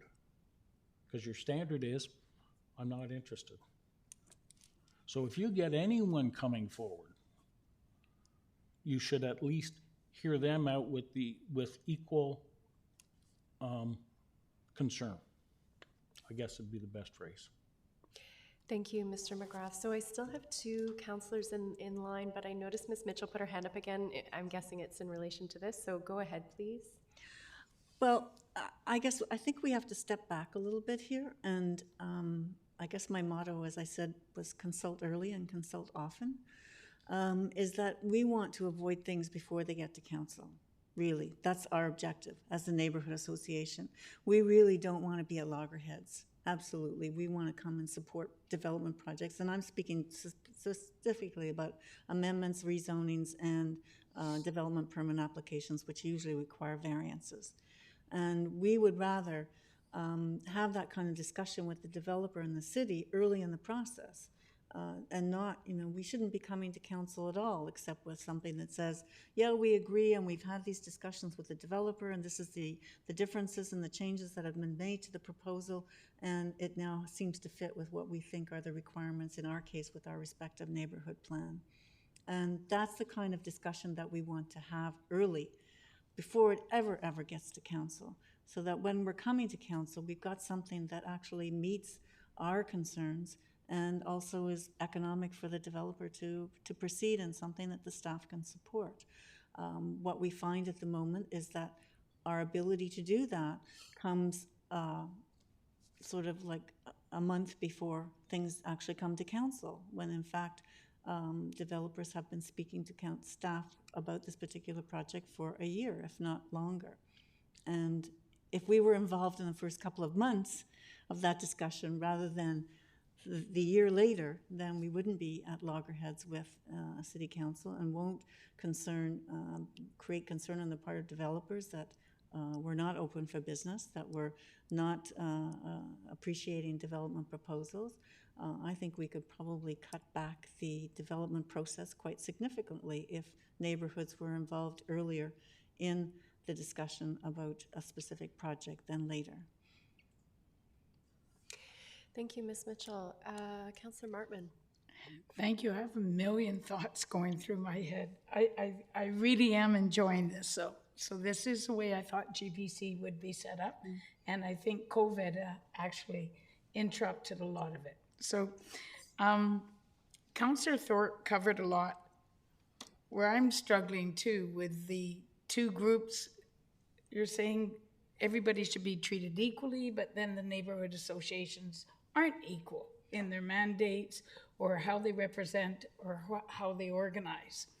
But I'm going to leave that one because now listening to Ms. Mitchell, process, because when we get our agendas and there's OCP amendments or zoning amendments, we usually have a section that says neighborhood associations feedback, right?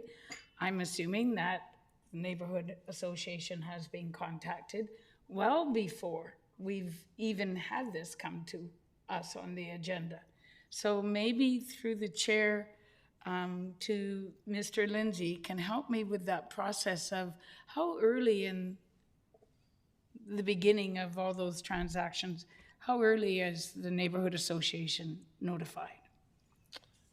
So I think there's a couple of comments there following up on that question through the chair. So first of all, I would say just generally referrals go out very early in the formal process. Once an official application is submitted, referrals are out to many of our internal and external stakeholders, and where there's existing neighborhood associations, that would include a notice to the association. So it'll range depending on the nature of the application, if it's a large official community plan application or a rezoning application, but I would suggest in all cases it would be a number of months before that application actually finds its way to the council table. Aside from that, when applicants come in and speak to staff, and often those discussions can occur and do occur for a long time before it ever becomes public, simply because there's possibly developers who haven't acquired the property yet, so all of those discussions are confidential. But I can tell council that in all of those situations, staff's recommendation to anyone coming forward for an application would be to go out to the community and hold public information sessions as soon as possible. And you've often seen, especially recently in some of our larger applications, where developers have done that. It's not a requirement under our bylaw, but staff had always advised that they do that early and often. The other thing about notification, I just want to be clear about, I'm hearing a lot today about the concern about the agendas come out on Thursday and there's not enough time for neighborhoods to respond. So one is our referrals are actually months in advance of that. But also when it comes to official community plan and rezoning, the legislation is really set up that it's not intended to have the community feedback at the first and second reading. Council can take submissions, but it's really set up under the legislation that those submissions and that information goes to the public hearing, and that's what the public hearing process is for. So I don't want to give people the impression that if they miss the opportunity to speak at first and second reading, that they'll miss the opportunity to provide public input. Okay, and if I may, I have a second question, which is it's on topic, but if I may, Ms. Mitchell, you mentioned the liability insurance, because I know we were talking about a budget of $10,000, and I know what liability insurance usually costs. So what does it cost for a neighborhood association, if I may? $160? Yeah, for the event that we had last night, which was a block party, where we had tents and food trucks and just generally people milling around, it was $160. Okay, so if I may, then you're talking about event liability insurance. The associations themselves don't have to carry the general liability insurance. No, it's only if we're actually going to put an event on, or if we have a meeting at the yacht club, for example, at least in our situation, yeah. Okay, thank you. Thank you. Councillor Turley. Thank you, Chair.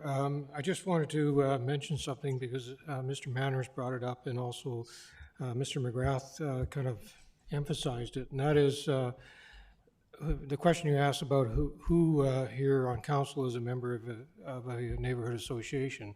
I'd love to be, but in my neighborhood there isn't one, and that is further enforced by Mr. McGrath. I was involved in the block watch for a number of years. I tried to get it going again this past year, and I got absolutely nowhere. So apathy, I think, is probably the best description of some neighborhoods until something significant happens that pushes a hot button. So I'm not going to criticize, but it's not really a fair question. Thank you. Thank you, Councillor Turley. And I note that our delegates all have their hands up, but I'm going to go to Councillor Geselbrock first because he's been in line for quite some time. Great, thanks, Chair. I think that the recommendations for a bit more formalization and recognition is going to help out. I think the issue on timelines and heads up, I think that what's being proposed is going to help the communication better. My hope with like the community associations and the greater support from the city, one is just to build greater community within neighborhoods where there's the initiative to do so, and to provide supports and resources to do that a little bit better. That's sort of the one side of things. And being part of the South End Community Association, I've seen the benefits, of a community trying to build a bit more identity and take a bit of ownership over addressing some of the issues and improve the community. It's been a very helpful, useful thing. And then on the side of feedback and being able to guide and inform development, this is a much trickier nut to crack. I think I'm finding an issue just in terms of what is the boundary of the community association. There's larger development areas, there's smaller development areas, there's development that's more concentrated, and it's the way that the community associations emerge. There's some that are cut, a smaller area, there's some that cover a larger area, some, it's a lot of times it's community driven over an issue, and that's what binds that first group together. And it's just tricky. And so I think for me, what's really important as a council member is, like, I want to get as good of information as I can that is, specific to the location as possible. And what's helpful is if I've got information where that information is coming from. So if I know that a community association is coming to council, and I know that they hold open meetings, that there's a democratically elected executive, I can get an idea of just how open that association is. The closer I'm tied to it, I have firsthand knowledge, but sometimes there's community associations I don't.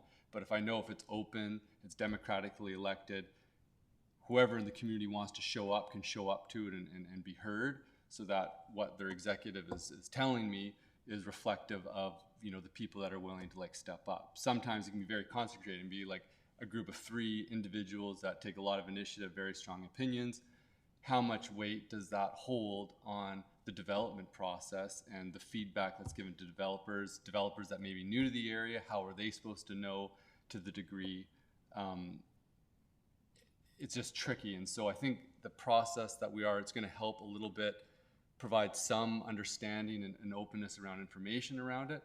But I don't think it's all the way there. And you're looking at the Victoria model, I think if the city wants to go down the route of having a certain amount of input from the communities on the development process, which I think is important, because there's a lot of information that's lost if that input is not there, and you get developments that just don't make any sense and can erode communities. that it's an interesting way about going about doing it, and it's a lot more involved from the city to set that up, and you run a thing. If we go, okay, these are the areas that make sense for neighborhoods and sort of like the scale of input, and then the city goes around and starts drawing maps, there's going to be community neighborhood associations that are going to be choked that, you know, there are now 2 associations within that area are now just 1, or the size of it isn't properly. So it'd be very tricky to like start that process. But I can see that if that's set up that way, every time there's input that's needed from the community, you know, the information goes out far away. There's a setup committee that meets that formally can meet with the developer or with the city and go through the process of having all the information out there. That makes sense. Like the way that we have it set up now, it's going to be very tricky to maybe give the amount of input that that you're hoping for, Nancy, and also avoid the situation where there's other neighborhood associations that shouldn't be as involved that closely without the city more formally setting it up. And so I think we're kind of going as best what's being put forward here is as far as I think we can possibly go without going the full route that, say, Victoria has done. And so I guess my question is to staff is like, how that model that Victoria created, how closely have we looked at that, and what have been some drawbacks to doing that, or has there been interest, or is it something that there's already red flags that we wouldn't want to go down that route?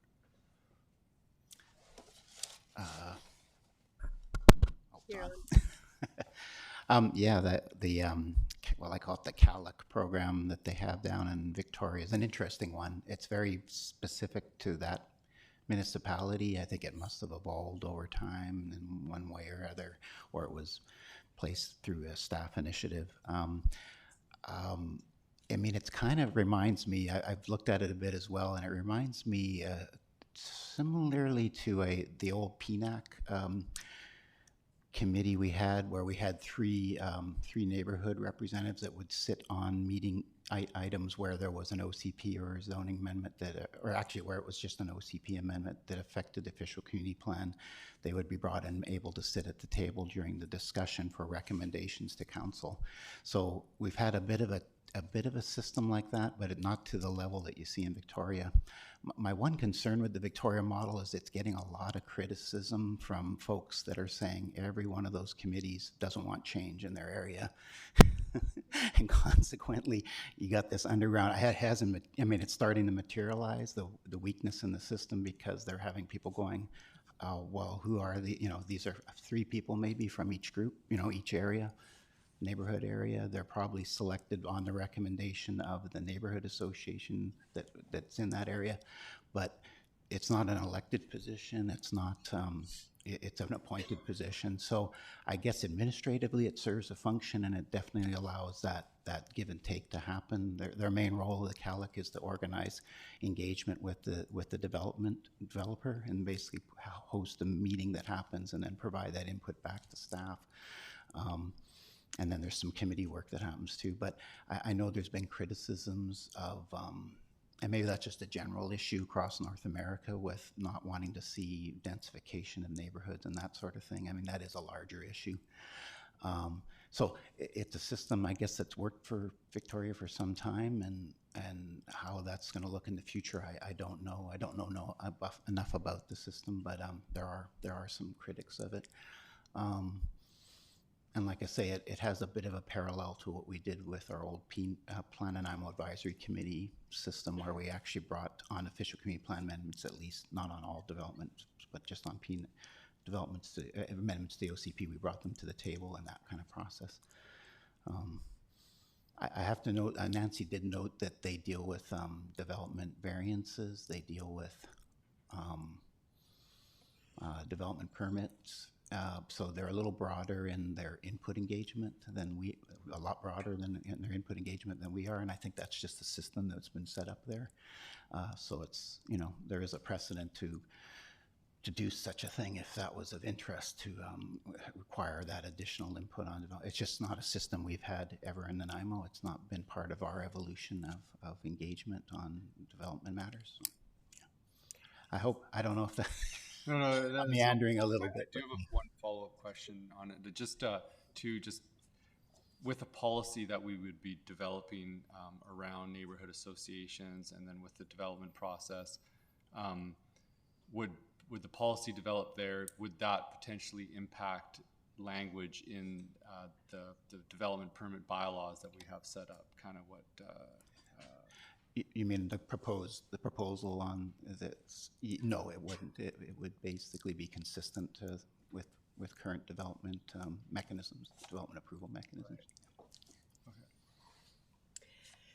Yeah, please, Mr. Lindsay. Sorry, Madam Chair, can I just add on to that a little bit? Because I think there was an important part in what, I'm sorry, I forget which of the delegates spoke to it today, but our procedures and notification bylaw, which is actually what governs which applications are notified to the community and how, is in need of review and updating. It's on our work plan to do that. So I think I don't want to just move past that point, because I think it's somewhat related to what you're talking about, is how do we engage with the broader community on these types of applications? How do we notify? So that application needs to come back as part of a separate discussion for council. So with that, like when we do the update, that would come back to council for us discussion, or? Yeah, at this point, through the chair, we would anticipate a review of the bylaw. Like it was mentioned earlier, it's many years since the bylaw has actually been reviewed. And that bylaw, for example, speaks to, with different types of applications, do they require signage, for example? What's the radius of notification? What is the time period? All of those things that I think are due for a review. And I think especially given the changes we've seen in technology, making sure that our bylaw is reflective of best practices today. So we need to do that. It's a council bylaw, so that will come back to council for review and further discussion. At this point, I would anticipate that's probably later in 2022. Okay, thank you. Okay, thank you for that very interesting conversation. I'll just add, the Land Use Planning Committee, from my understanding out of Victoria, is really, it's the problem it's looking to solve is land use, and I think it could absolutely resolve some of the issues we're having with neighborhood associations, but I don't see it as comprehensively dealing with the issues that we're dealing with. So I don't think it's one of those programs that we can just transplant here and see success, but I do think it has interesting components. So I'm going to make a proposal here. I have all 4 delegates with their hands up and 1 more councillor. We've been at this for coming on to 2 hours. I'm going to get Councillor Bonner to ask his questions, and then I'd like to hear from all of the delegates. At that time, if we still feel like there's more to discuss, then I'm happy, we'll take a break and we can resume after that. If not, we'll wrap it up and take a break after that. So Councillor Bonner, over to you. Thank you, Chair. We had a bit of a conversation here on advance notice, and honestly, a lot of these variance permits come up. People are sending us emails long before I even know about it. So, I mean, somebody's getting an advance notice somewhere. So, advance notice sort of speaks to 8, 9, and 10 in the recommendations here, and I think 9 covers it in terms of development permits that are referred to neighborhood association for information. So that's fairly advanced, and it's certainly long before it comes to council. So to me, that means that there's a development permit happening. We're looking for your input. We'll probably want your input on the meeting before, and you're going to hear about that meeting on Thursday, which is how everything's working with us. And I'm quite willing to find ways to advance that information, because I know staff knows what's coming to meetings, but they don't tell us either until Thursday. So, but I think there's an interesting part in developers requiring rezoning or OCP amendments are encouraged to establish early contact. So sort of like a question to the delegates, or maybe even to staff, can we say that's a checkbox in the report that comes to staff, that they did establish early contact? Because right now an encouragement means they could just decide to or not decide to. So I think there's 2 parts to that question. Sorry, so right now you'll often see in your council reports as we bring them forward that an applicant held a neighborhood information session, we'll say, and on such and such a date. And if there was feedback that was shared, we'll often say how the changes, how the plan reflected what was heard at those neighborhood meetings. And, you know, there's a variety of applications I can think of where that's happened recently. Oh, yeah. There is no formal requirement for anybody to have a public information meeting. We strongly encourage developers and applicants to get out ahead of making formal application, to talk to communities and talk to neighborhoods, but there's nothing in a bylaw that says they have to. I think this is going back to what I was saying earlier. I think this is something under your procedures and notification bylaw that something council might want to consider. I know at the regional district, for example, they have what they call public information meetings as part of any rezoning, so it actually goes before the public hearing stage. They have kind of an informal public information meeting that's required under their framework, if I recall. So it's something that council could look at and consider in the future. But right now, it's informal, it's recommended, and we do report on it. Yeah, so is the reporting part I was curious about is, could we have in our reports that to our knowledge, staff's knowledge, we do not know of any community engagement that took place by the developer? I mean, because it's sort of an odd way. We don't have to change the policy. We're just going to say, if we're going to recommend this, if you don't, we're going to let council know you didn't do it. It sounds to me a little bit like negative option building. I think we do it the other way around. If people do it, we tell you. But certainly, we could probably do a better job of saying if we're not aware, we could probably communicate that in the report if that's important for council, for sure. Yeah, and to me, it just puts a bit of pressure on the developer to do that, knowing full well that we're going to hear about it. In terms of AGM minutes, which has been brought up a couple of times, I think that staff and myself refer to AGM minutes as very specific AGM minutes of a meeting which takes about 8 minutes to take place. And there are very specific things that happen in AGM in terms of election of officers, finances are read, and then that's pretty well it, having been sat through dozens of these things in the past number of years. So I think that's all we're looking for. We're not looking for detailed monthly meeting minutes or anything like that. It's literally the AGM minutes that you would be sending to the BC Societies Act each year, and nothing more, right? And so I don't think nobody's looking for any private conversations or anything that's having that. That's, I think, what we're looking for here. At least that's my understanding of it is. Neighborhoods, associations, not in one either. I'm in no man's land out on Northfield Road. I don't think they're ever going to have one. But I do have a question, because when I was looking at the report in Victoria's, there's no gaps. And Mr. Manis explained that to me, which saves me a question. I'm wondering, is that something we want to look at here, or just no interest? Because if I put my devil's whatever cap on here in terms of what could possibly go wrong, you could in theory have a neighborhood association that is fairly well organized and just does not want to have anything to do with the people across the street. And so they delineate their neighborhood to this area here, basically cutting off input or a voice of people who are relatively close by. And I don't think everybody's ever come to us complaining about it, but we do see some fairly tiny neighborhood associations coming forward to us, which I think may have at one time been created specifically for a specific incident or building proposals, that sort of thing, right? So I'm just wondering if this is something worth looking at. Is the city just basically divides up the city and said, okay, these are the neighborhoods, and this is we are, and basically on where they are sort of now, but just making the neighborhoods bigger so that everything is encompassed. And I could probably think that everybody's going to say no on that, but it was just a question I wanted to bring up. And in terms of variances, the last thing is, I found out a couple of years ago that all the really important variances are not done by council, they're done by staff, right, through subdivisions, stuff like that, if I remember correctly. We're okay for variances of changing some person's roof 1 inch, but the big stuff takes place by staff. Mr. Lindsay? Sorry, For it. sorry, through the chair. I need to jump in on that one. It's very much the other way around. So, council has under your delegation of authority bylaw. You're correct in that many of the development permits that get referred to neighborhood associations, the majority of them actually get signed off by staff. So there's thresholds on unit size and floor print size that trigger them coming to council, or if there's major variances. So if there's a height variance over a meter, or if there's a variance to a setback more than 50%, it would come to council. So you'll see those in the form of development permit with variances. That is why on your agenda, the majority of development permits you see have variances, because the your bylaw requires them to come to council. If they don't have variances, they're signed off by staff.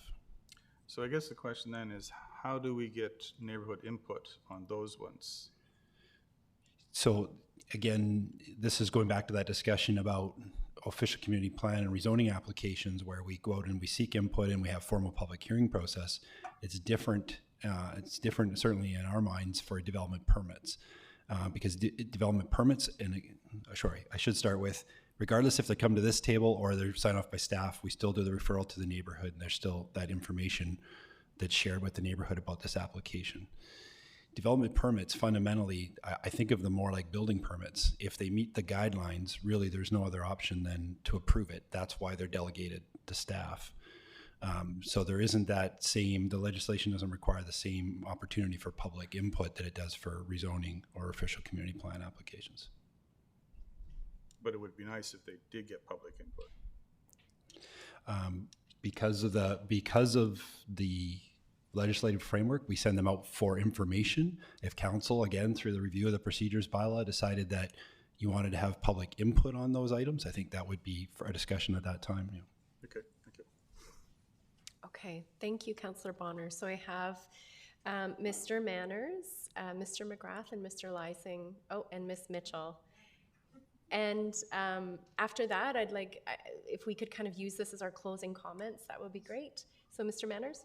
I just have a few comments. Oh, go ahead. A few comments in regards to things that have been brought up in the last go-around. One was the need for having a community association. As Councillor Torley mentioned, he doesn't live in an area that has a neighborhood association. The Parkwood Neighborhood Association does not exist anymore, although Parkwood has a need right now. They've got a huge development going in next door and they have concerns. So under the proposed plan, how do they get organized to come to council to give a presentation on behalf of their neighborhood? Under the new rules, they have to follow all the steps. Or do they just come as individuals and speak as individuals? I think, Mr. Manners, if there's no formal society or association, we would consider every resident just a resident voice. Yeah. Okay, and then the second one was petitions. Somebody brought up petitions, and the last petition that I recall that came from a neighborhood association was from Parkwood again. I think it was, for some reason, 300 residents opposed the traffic going straight through from Enterprise over to Uplands. And council really considered that and listened to it. Comments from the neighborhood associations, read the applications. Recently, there was one there, staff requested a referral request from the Dover Community Association. At the time of this writing of this report, the association has not provided a formal response to city staff. In regards to that, lesson learned. When this subject first came up, there have been countless phone calls to city staff with very good responses. There was discussions with the proponent with good responses, but I never caught the formal response needed. So there was no formal response presented for council to give our viewpoint. We thought we had already given it to city staff. And I believe that Ms. Mitchell mentioned that that a lot of times we have our discussions with city staff and not with council. And the last thing was, no, I covered that. The advance notice that Councillor Bonner mentioned. In May 2020, I got a notice regarding the Green Thumb Nursery. And the next notice was December 2021 after the last council meeting. I just received it 2 days ago, asking for an opinion. So neither one worked in with a council meeting. And what really sprung us was the change from Green Thumb to Bowers. Bowers, yeah. And that threw a lot of people off in the city. So for something like that, was that actually proper notice? In this case, I don't believe it was. So it goes back to setting up a way that the city staff send it out at a certain time and it be received in a certain period of time. And that the community organizations know that it's got to be a formal document. So they've got to send a letter in. Thank you. Thank you very much, Mr. Manners. Ms. Mitchell? Yes, thank you. I was just trying to summarize points here, and I think that if we're going to, if council is going to ask staff to go back and put together a policy, which is what recommendation 2 is, that I think it should be done in concert with the bylaw that Dale Lindsay was talking about. I don't think that, because that's your implementation procedure bylaw that would implement the kind of programs and policies and engagement processes that might come back on the policy. So just a word of caution there, as opposed to doing the policy and having the bylaw some other time. I think the two of them mesh pretty well together. The other thing to note too is that the province, I think, is undertaking some kind of investigation of the public hearing process, and recognizing that the public hearing process is lacking in a number of ways in terms of community engagement. It's just a weird system. And that might be something useful for staff to look at as well, and incorporate any new thinking that's coming through from the province on the public hearing process. Because now, a public hearing, 1 million people go and make presentations, and very often there's no opportunity back and forth in a public hearing process. And once it's done, then you're passing the bylaw and everything's over. So I think the province is looking very seriously about that process from a community engagement perspective. And that's important to bring into the discussion on the bylaw here. In terms of neighborhood boundaries, I guess we've negotiated with Townside, and I don't know if they're very active anymore, but it was always curious to us not to have the boundary on Terminal Avenue of our neighborhood, as opposed to the boundary being the railway, because the businesses on both sides of the Terminal Avenue kind of feel they're in Newcastle, as opposed to being on the other side of the railway in Townside, and the same with the residences that are on there. And we've also discussed with Brecken Hill the joint boundary between our two neighborhoods. I guess I'd fear for the city kind of coming down and saying this is what your neighborhood is, when Newcastle, from a historical point of view, is pretty strong in terms of it knows who it is. And I don't think they would appreciate someone else coming and putting some boundaries in that really didn't fit with the neighborhood. I wanted to note on the subject of PNAC came up, and I'm not sure how many, I'm sure you're all aware that the city official plan established PNAC as an official committee to review all official plan amendments, and that is still there in your official plan. Unfortunately, you don't have a committee anymore to review official plan amendments. That was a committee was very useful because it had neighborhoods associations as representatives on that committee, and when an official plan amendment was in that particular neighborhood, the community association for that neighborhood could come and participate in the PNAC committee. I'm not sure legally, given that you have an official plan and you're making amendments without going through PNAC, which is in your official plan, but in your thinking about Reimagine Nanaimo, it's something to consider in terms of how is the official plan going to be implemented, and what processes would be the best way to ensure that the community's participation is there.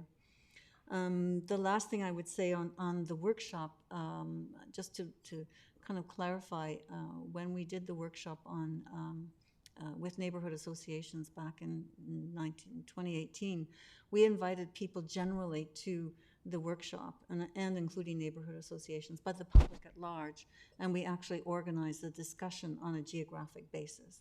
So there was an opportunity there for the community associations to participate, but also public at large, speaking about their community with individual councillors and also coming up with some recommendations. So it wasn't I don't want you to think that that's a neighborhood association specific thing. It's really a geographic understanding so that council and the community can have a good understanding of what are the issues in Stevenson Point versus Dover Bay versus Newcastle. In many cases they're the same, but there are also specific ones. So just in conclusion, I'm really happy to thank you for having this meeting today, and it's been a pleasure to participate. Thank you, Ms. Mitchell. Mr. McGrath. Thank you, Chair. One of the questions was costs. I would, from a NNN point of view, I would recommend every association to have director's insurance. And I know of one or two, the director's insurance runs around $500 a year. Failure to have director's insurance means that each individual director could be held liable. They could lose their house. They could lose their whatever. We've seen that during the search and rescue fiasco up at Kicking Horse Mountain, where search and rescue volunteers were being included in litigation because they decided not to go out at the recommendation of the police. So I would recommend every association have director's insurance as a minimum, as well as all of the individual event insurance liability issues. One of the things that I'm noticing is that a lot of the talk today is about development areas and plans, not neighborhoods. There's a big difference. The development plans and what you'll find in Victoria is the lines are nice and straight, clearly cut out. There's no missing spaces. For example, the survey that was put out,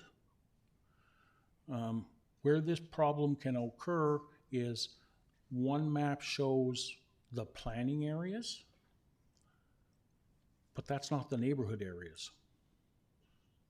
So if you find it confusing, can you imagine what the individual citizen is going through? Then the survey also included block watch stuff, which are very, very separate from neighborhood associations. Where I live personally, they called my block watch University Village. That's a term that the real estate board came up with, University Village. For the people in Harewood, and it's a very, very fast growing, we probably have more development permits, building permits, subdivisions, going at a phenomenal rate, and it's trying to be handled by volunteers. Maybe with or without insurance at any given time. It's difficult for every association. The fact that we've been here for two and a half hours is testament we're nowhere close to passing any plan here. We have problems coming to consensus within our own organization. We've been sitting here talking to you for hours. I don't really think we're much further ahead. We've made some development, some movement, but I don't think we're ready yet to decide how it's going to be done. What is it even in the budget? You know, $10,000 for 22 organizations? sadly, we're lacking. And we don't even have the criteria in which that money is going to be forthcoming, if any. I don't think we're close, unfortunately. We've made developments. We've been meeting with city staff for almost a year, but we're still not there, not even close. Thank you. Thank you, Mr. McGrath. Mr. Lysing, you get the last community word on this topic. Thank you, Tim, and thank you, Nancy. I agree with both of you on everything you've said. Just wrapping up a few things.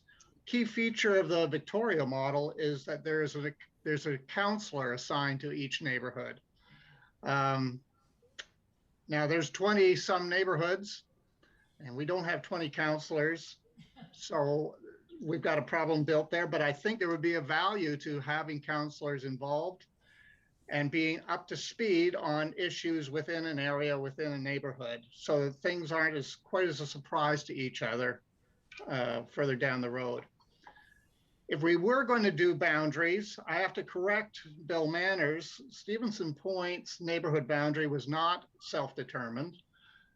It was a kind of an outgrowth of the much larger Rocky Point, Hammond Bay, Stevenson Point neighborhood plan back in 2002. By default, the neighborhood kind of stuck with our end of that trio. There have been people who have debated whether that's the right boundary, but we've always discussed what are the criteria that makes sense of it, and people have been satisfied with it.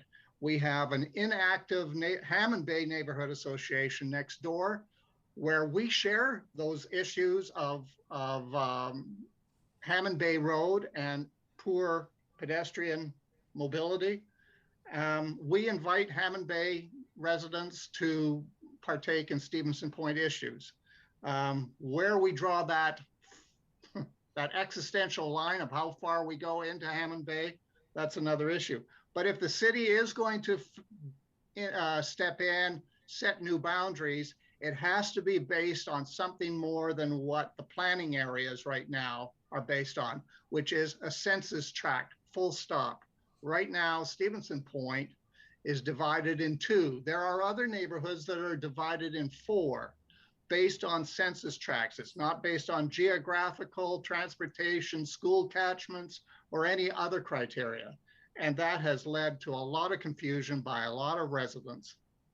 So that's it on issues of boundaries. To what Dale was saying about variances, neighborhood input, especially on building permits, like I say, we don't purport as a neighborhood association. Our executive have never approached council in 20 years. We approach staff a lot because it comes from questions in our neighborhood. And it is what I have said, a lot of the problems, a lot of the answers lie at a staff level decision. And on the issue of building permits, that has been one of the big rubs in our neighborhood, is variances about setbacks, about heights. And it isn't just about encroachment on neighbors or privacy.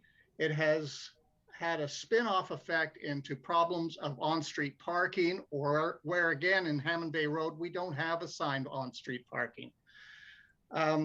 So there is real value in neighborhoods, or some ability for neighborhood associations to facilitate some discussion between residents and staff on that issue. I think that's it in a nutshell. Thank you very much. Thank you very much, Mr. Lysing. So council, given our time, I'm going to ask that we take a break, and then we come back. There's going to be discussion on this, obviously, but I think a 10-minute break is in order. I want to thank our delegates. This is the first time we've had community members sitting at the table with us, and I think this was a vision that this council had held early on when we envisioned the GPC, so thank you for being our first guinea pigs, and I think this was a really good conversation. So we will be back in, let's say, 25 to 4, please. Thank you. Thanks.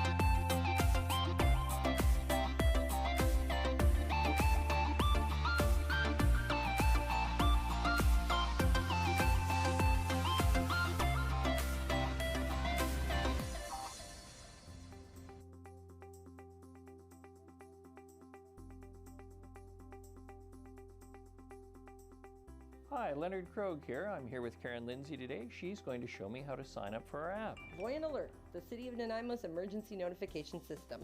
So we'll start by going into the App Store, Mayor Krogh. Done? Next, you're going to hit search. And you're going to search for the app, which is Voyant Alert. So it's VOYENT. Now you see, it's already selected it. Click there, hit get, and then we're going to install. And why are we downloading this app? We're downloading that so that you can get this onto your phone system, and what it will do is it will send you a push notification out. So if the City of Nanaimo issues an emergency alert, it will actually push the notification out onto your phone. The really nice part of this app is that it's anonymous, so it goes by postal code. So we're not requesting you to put your name or personal information in. It just works off of the app through your phone system. There are also, if you have family members or friends that maybe don't have a smartphone or would like another way, you can also sign up online or call our Public Works Department, and they have phone and texting options available as well. So there's lots of options for people depending on what their needs are. Fabulous. So you can rest with some comfort knowing you can find out what's necessary and know that people who are important to you are notified. Absolutely. So now you have Voyant Alert on your phone. And now just select open. So the next thing you're going to do is you're going to tap in the postal code that it's prompting you. All right. So you just click on there and start entering. And then find on a map. So here you'll see the welcome page for the City of Nanaimo, and you want to subscribe to notifications, yes? Yes. Click that you agree to the terms, so click both to the yes for consent, and then hit next. And it's going to ask to either allow or not allow notifications, and you want to always allow. Always allow. Always allow. And the reason that is, if you don't allow, it won't push the notification out to you. So always allow. Always allow. And now you see here, you've got a message to accept that you've signed out. That's the two-factor authentication, and you're going to tap yes. And now you're in the system. Also, when you have a moment, we recommend that you pick your locations and sign up based on those locations, and then you'll get alerts from the City of Nanaimo. Karen, thank you. Everyone, sign up.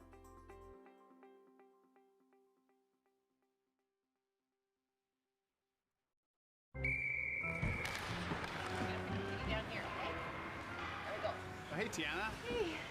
It sure is the coldest rink in town.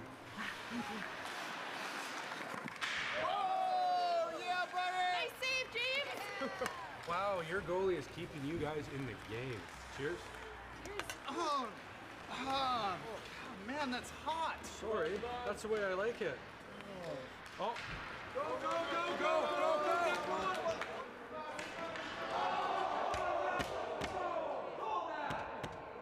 Penalty shot!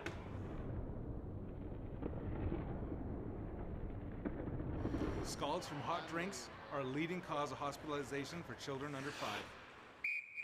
2 minutes, down in the front, unsportsmanlike conduct. Hot tea and coffee will cause serious burns to a child in less than a second. Got it, kid? Use the lid.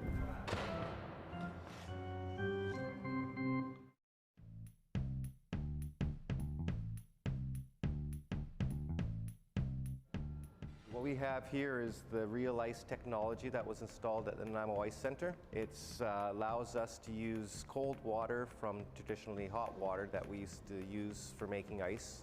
Basically, the water will come in through the bottom, go in through a vortex idea, making the air bubbles microscopic in size, which makes a better, more dense sheet of ice. Differences that you'll see with the Real Ice is there's less snow developed, so that's easier for cleaning, and also it's a denser, harder, clear ice. So the ice skaters will certainly enjoy that. And the city plans to implement Real Ice at our other 2 arenas as well.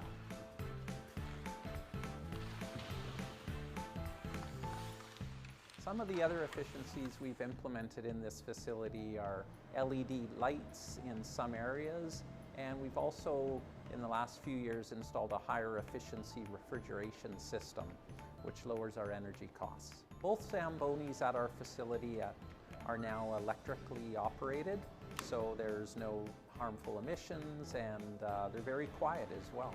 So what this means for the city is that we're able to use less energy and also reduce the amount of greenhouse gas emissions, which is more beneficial to the environment.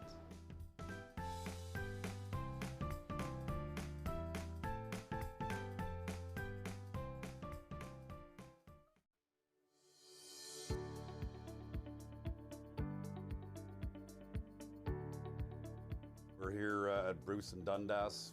Somebody's stolen the street names that were here, so we're here to replace them. Our sign shop has just generated us 2 signs, so I'm going to go through the process of putting it together and reinstalling the street names. First thing, we got to center the signs. We do everything on this truck. We've got all the equipment on here to build, install, remove, repair, whether it's street signs, street names, posts, banners, Christmas decorations, and so forth. I'm going to basically just put the sign in the brackets, and we'll be doing both signs, of course. So I've got a cross bracket that I'm going to put in, and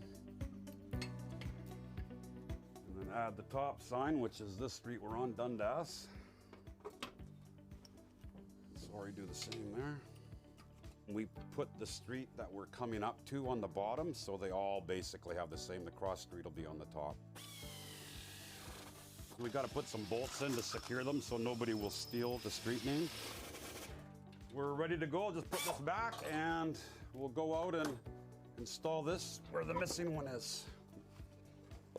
Every year we do what we call a stop sign survey, where we go around and check all the stops. We clean them, make sure they're in the right spots, in good condition, not bent, and we also clean the street names, make sure they're good. As we're doing that, if there's ones that we decide we want to replace, we do that at that time. This year we're looking at approximately about 120 sets. It's very expensive to do, but we're continually, weekly changing street names because of either them getting damaged or people breaking them and taking them.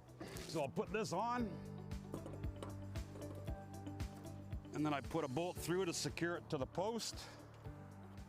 There we go. And that's good, we're done. Dundas and Bruce Ave are now ready to go.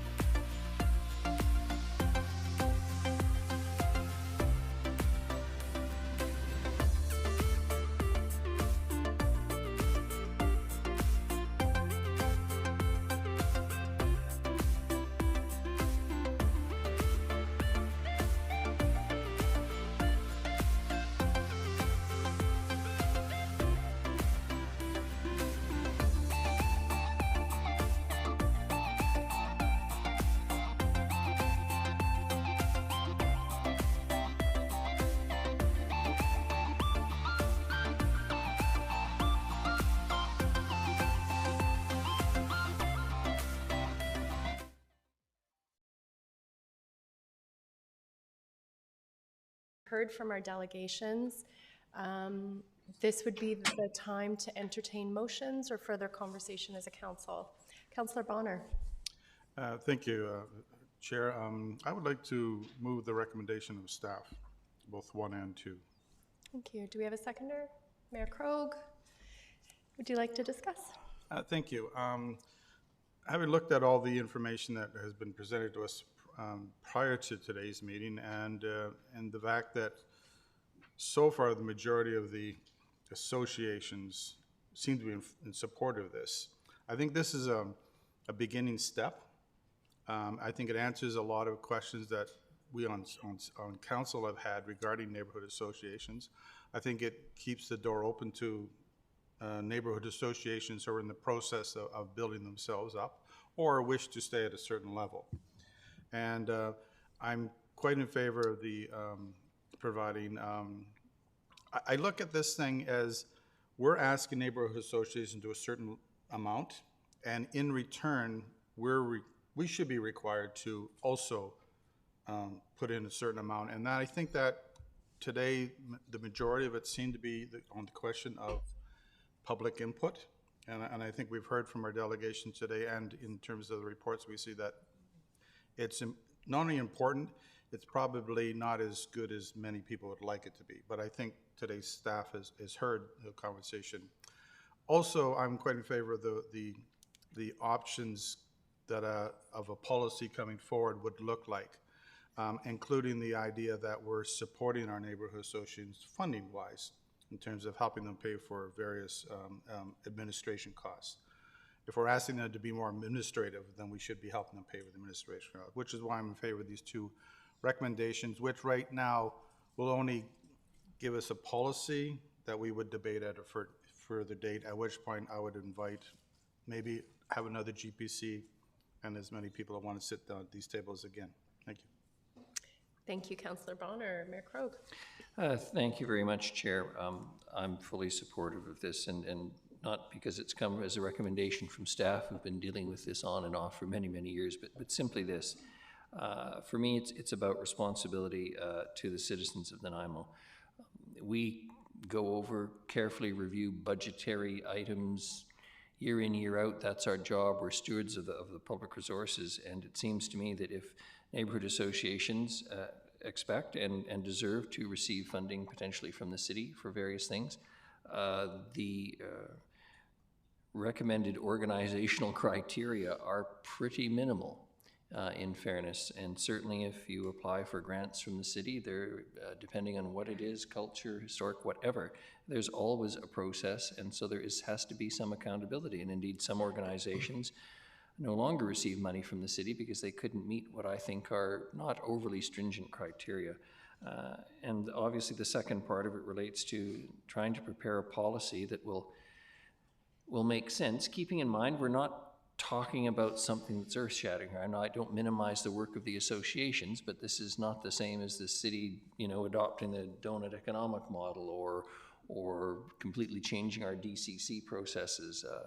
This is about encouraging citizens to participate in their neighborhoods and also to give their views in perhaps a somewhat more organized or orderly fashion than one-offs when it comes to things that the city is proposing to do that will impact on them and or their neighboring neighbors. So I think it's worth doing. Let's get on with it. And again, I want to emphasize my gratitude to all of those who participated, not just today, but have worked with staff and particularly Mr. Scholberg for a very long time in bringing this to this stage.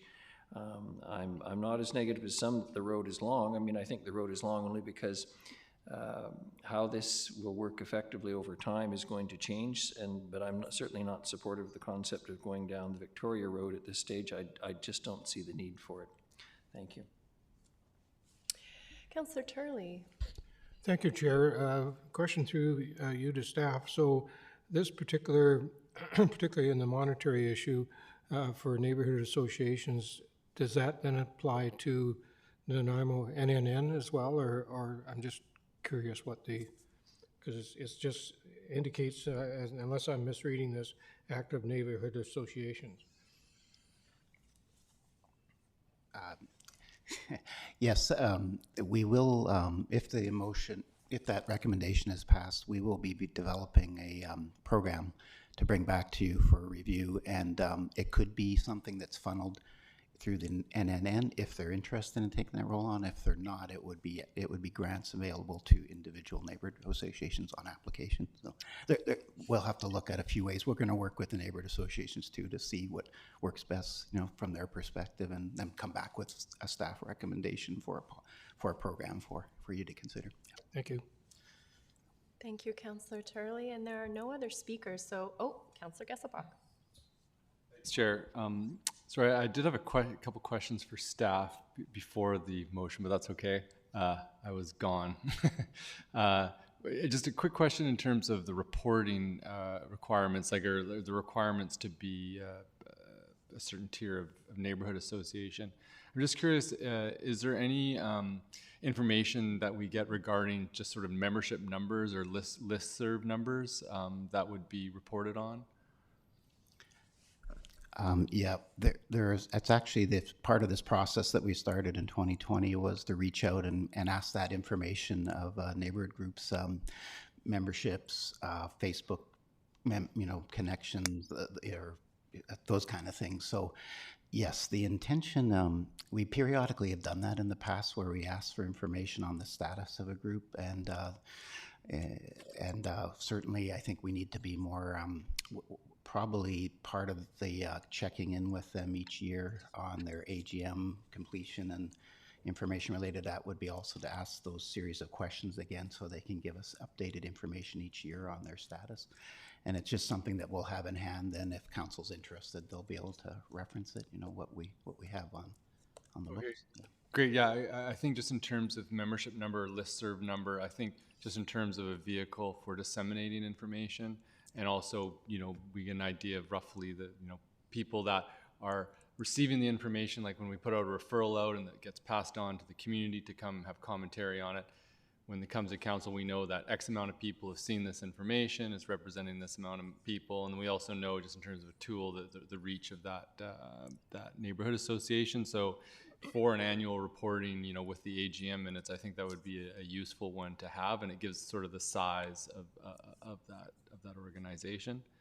I think the recommendations are an improvement from what we've had before, and I appreciate the work that's gone into them. I think that there's been some really important feedback from the community associations that I've seen in the notes from the multiple meetings that staff have had. So I really appreciate that process of really engaging. And I think in the policies, for us to go ahead and put together a policy, that's on the table right now, right? Okay. I think in that process of developing the policy, I think if that feedback can be taken into consideration and incorporated into that policy, that's important. I think another question I have is, like, with that policy, when that policy comes to council, a report, that's another opportunity for feedback. Neighborhood association will see that and can provide feedback on the more specifics of that fleshed out policy. So I'm supportive of this process, and then also looking at how that policy translates into I don't know the exact name of the bylaw, but how we engage with developers and the requirements for putting forward those proposals. I think that marrying those two together is important, and so opening that review up at some point to include the new policy that we develop.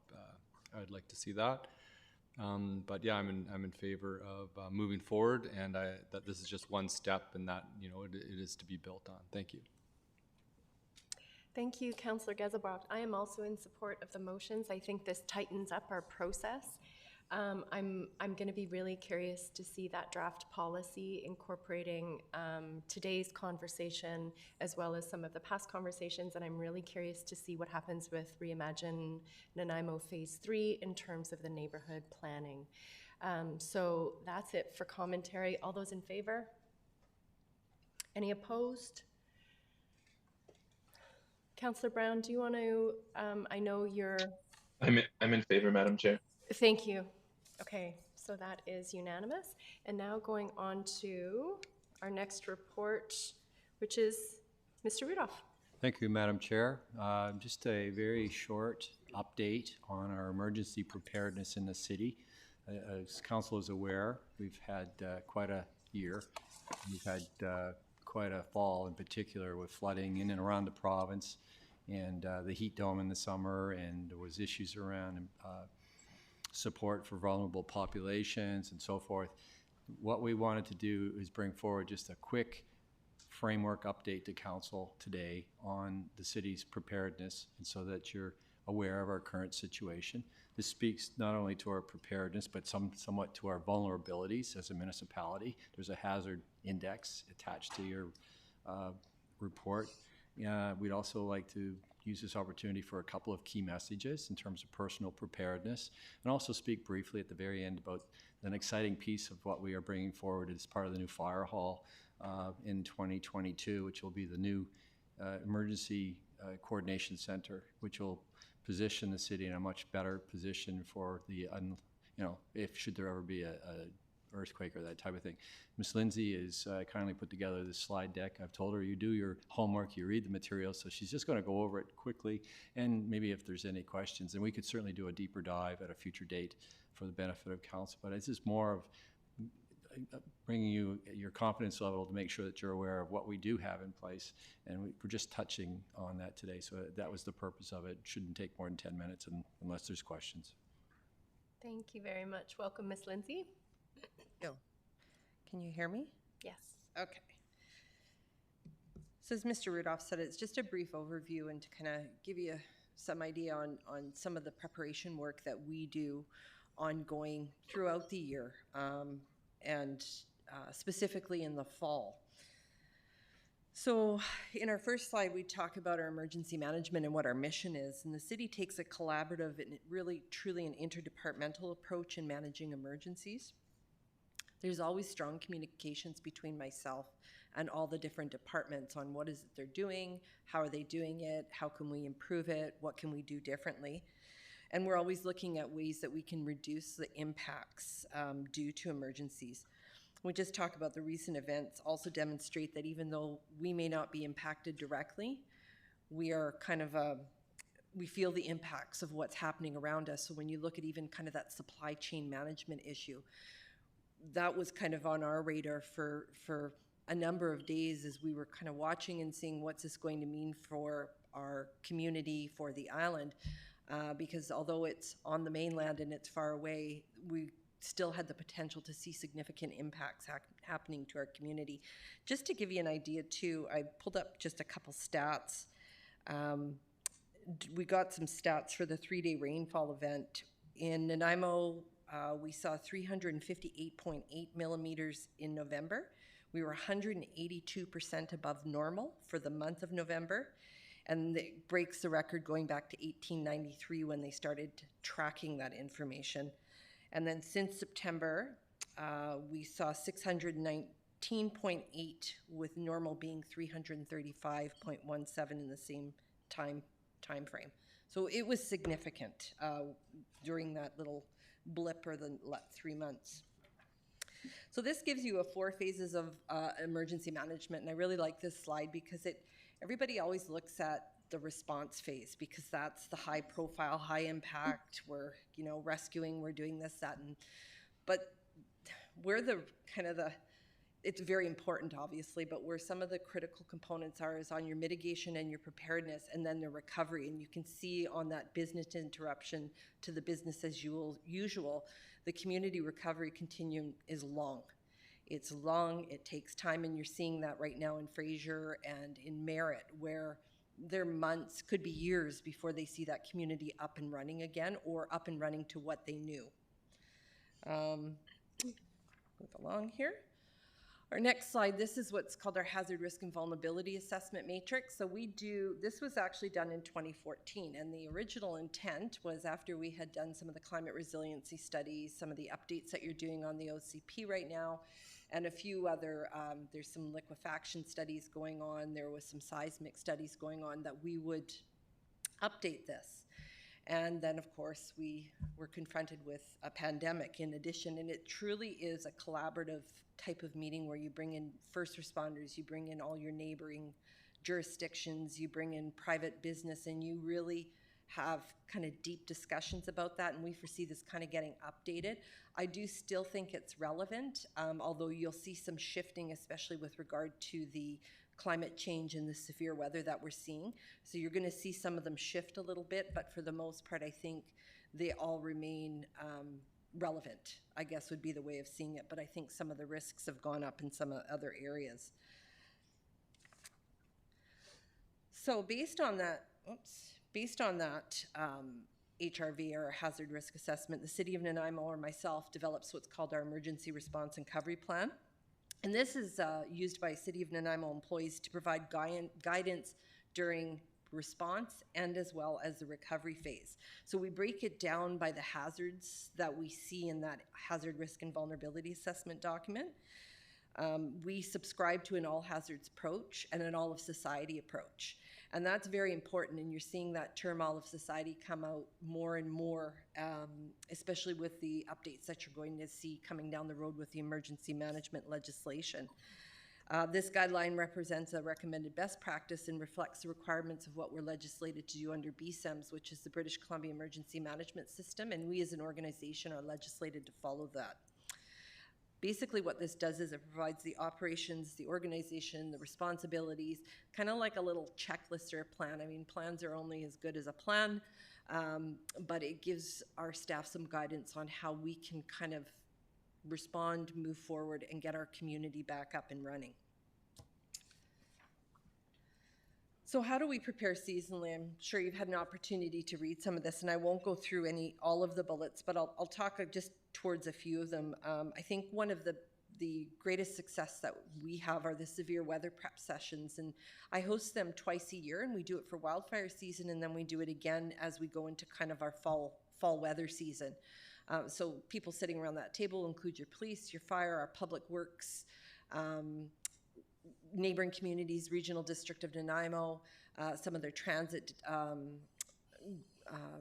employees as well. And what we do is we kind of, let's prepare. What do we need to do? Let's go through the checklist. Let's see what it is that we've done. Where are we at? And what communications do we need to send out? And it kind of gets us all thinking about it and ready. And then we have what's called a ready group for our Emergency Operations Center. We also look towards sharing or establish early sharing of information. So I'm continually sitting in on these calls with EMBC.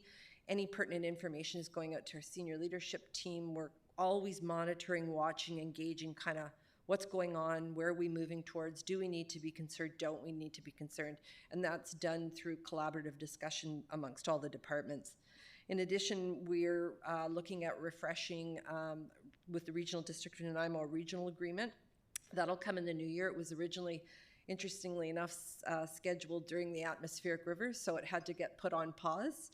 And we'll regroup again on that, and that includes our First Nations and regional district communities as well. And that's how do we work together, and how do we put together a regional EOC when emergency crosses boundaries? And that's what that agreement looks to do. The other thing I wanted to highlight, and this is something during the atmospheric river, was the great efforts of our public works team during the atmospheric rivers. They successfully supported the logistical distribution of over 300,000 sandbags up and down the island from Cowichan Valley over to the west coast and north. And we became the pre-position point for EMBC, which is Emergency Management British Columbia. And that's not a small feat. It requires, I always say we're pivoting on a pin continually, because when we got a call, for example, we need this done now. It's the military's coming in and they need sandbags down at this First Nation. So our team at Public Works, the staff there, they were supporting and making sure that those bags made it to the trucks to get down there. And they're often very quick and require very fast response from them. So they did a fantastic job of that. And we still do have bags pre-positioned there, but the city is due to our size and due to the fact that we didn't have a urgent emergency, we are often the resource or the community that is reached out to support other smaller communities in their efforts. The other thing I would mention with Public Works is their seasonal readiness. They do a lot of mitigation work and preparation especially in the fall seasons from September and October, in getting our community ready for these high impact events. Now, some of it's geography, a lot of it's prevention and mitigation, and in the case of the atmospheric rivers, some of it was luck in that we kind of got clipped by the storm. We weren't right in the bullseye, as they say. And then recently we conducted ECC exercises, so we always see ongoing training with our city staff to prepare for our response and our recovery to these events. And I think we put through 60 staff from December 1st to December 2nd. And then, as I mentioned, we're always sharing information with our senior leadership team and our I call it the READY team. I'd be remiss if we didn't talk about personal preparedness, and the saying that's common in my field is that if we have to take care of 100,000 people, we can't get the community back up and running. So the personal preparedness part is so important because it is extremely true. If we have to focus on the life safety and the individual needs, then it puts all of that other stuff on the back burner. So our job is, let's get the roads back, let's get the supply chains running, let's get the infrastructure up and running, let's get things moving again. If the personal preparedness side, it usually happens when something happens in a community and you see it kind of amp up a little bit, but we always say minimum 72 hours, but realistically it's 7 days because we're on an island. And then obviously continued emphasis on preparedness and void alert. Then this just gives a little sample. As Jake mentioned, the EOC is going into the new Fire Station 1. It's post-disaster, and this represents an investment by our council in the ability to effectively respond to emergencies in our community. The old fire station, I mean, we made it work, but it was often challenging. It's going to be streamlined and more efficient operational setup, improved IT and space for city staff to work. And I think that's important because these rooms are high stress, high impact, very fast-moving rooms, especially on the onset of an emergency. And as I mentioned, we trained 60, but we have up to 80 staff, and we're seeing a lot more people stick their hand up and want to take the training, which makes me very happy. The operational costs outside of the building costs, I already had those formed as part of my operational budget, and we received a $25,000 grant. So outside of the building, the cost to that room, we've been able to kind of keep included in our operation and our asset replacement plans throughout the year, our regular financial planning cycles. Then at the end, I don't know if I turn it on, but we had just an example of some of the good work that our Public Works team has done. They did a video, it looks like somebody's doing it for me. We just thought it would kind of support, I thought it was important, as did Jake, to highlight their good work. So they have a little video here. Do you want me to? There we go. Over the past couple of weeks, we've all seen the devastation that Mother Nature has taken on the province of British Columbia with regards to the rain events and flooding across the province. Here at the City of Nanaimo Public Works Yard, we provide sandbags and sand 24 hours a day.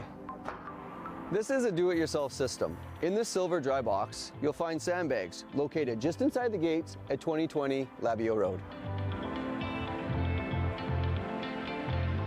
Just a friendly reminder that we kindly ask to only take what you need. Your neighbors may need some as well.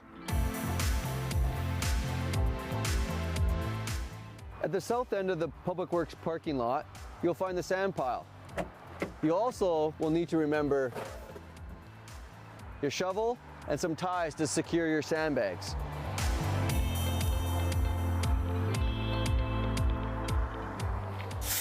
When you're filling your sandbags, you want to ensure that you fill them to the weight that you feel that you can carry.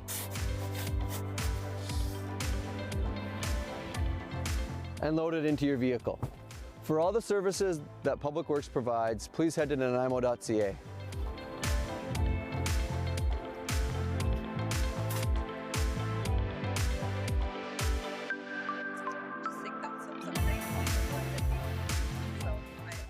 take any questions or. Thank you very much, Ms. Lindsay. Councillor Bonner has a question for you. Thank you. One of your slides, and thank you very much for all the work you're doing, and I hope that we get you more resources, because I think we're going to be needing your services more in the future. I'm wondering about the concept of preparedness and those folks who don't have emergency kits. And the only reason I have one, because the RDN gave us one when we first started here, right? And it's been sitting in a little place in our house ever since. Would it be worth our while to consider making sure that households have these? Not just suggesting that's a good idea, because I'm wondering what the cost would be in the event of, say, an earthquake or a fairly large natural disaster, and 3/4 of our population doesn't have these. I'm going to guess they're going to be showing up at a center in a couple of hours looking for help when they could be actually just staying at their place. So in terms of, has anyone done the math on these things? Is it better to spend the money up front or just to spend it later on? I haven't done the math, but what I guess from my perspective is what we're trying to encourage from our population is independence as opposed to dependencies. Because basically when, let's say somebody lives in a house and let's say you got them the emergency kit and then they take it with you, it becomes a very expensive proposition, and basically it's the whole concept of we'll make sure you're okay. So what we try to do when we go out and do our public education and presentations is a lot of what they need, or the tools and the things that they need in their kit, typically they have them in their own homes. And we encourage that as an affordable option for people to kind of put them together. And then also, if people have the means, they can purchase them. But I think it's a really tough one, because, I mean, I've talked to hundreds and hundreds of people. And I don't know how many it sticks with. I find it's like voyant alert. People do things when something happens or it's impactful to them.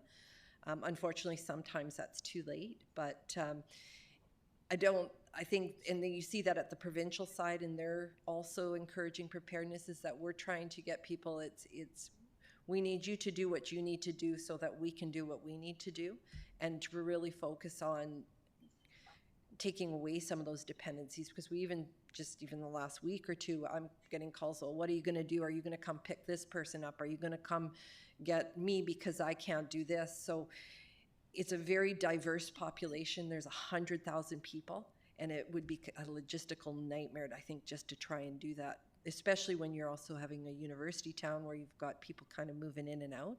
So my message is always one of, this is a citizen, this is being a good citizen. We've driven it also through neighborhood associations in the past, so that was good hearing some of the conversation on that. And that's, I guess, I don't know if that probably is the best answer for you, but that's kind of my take on it.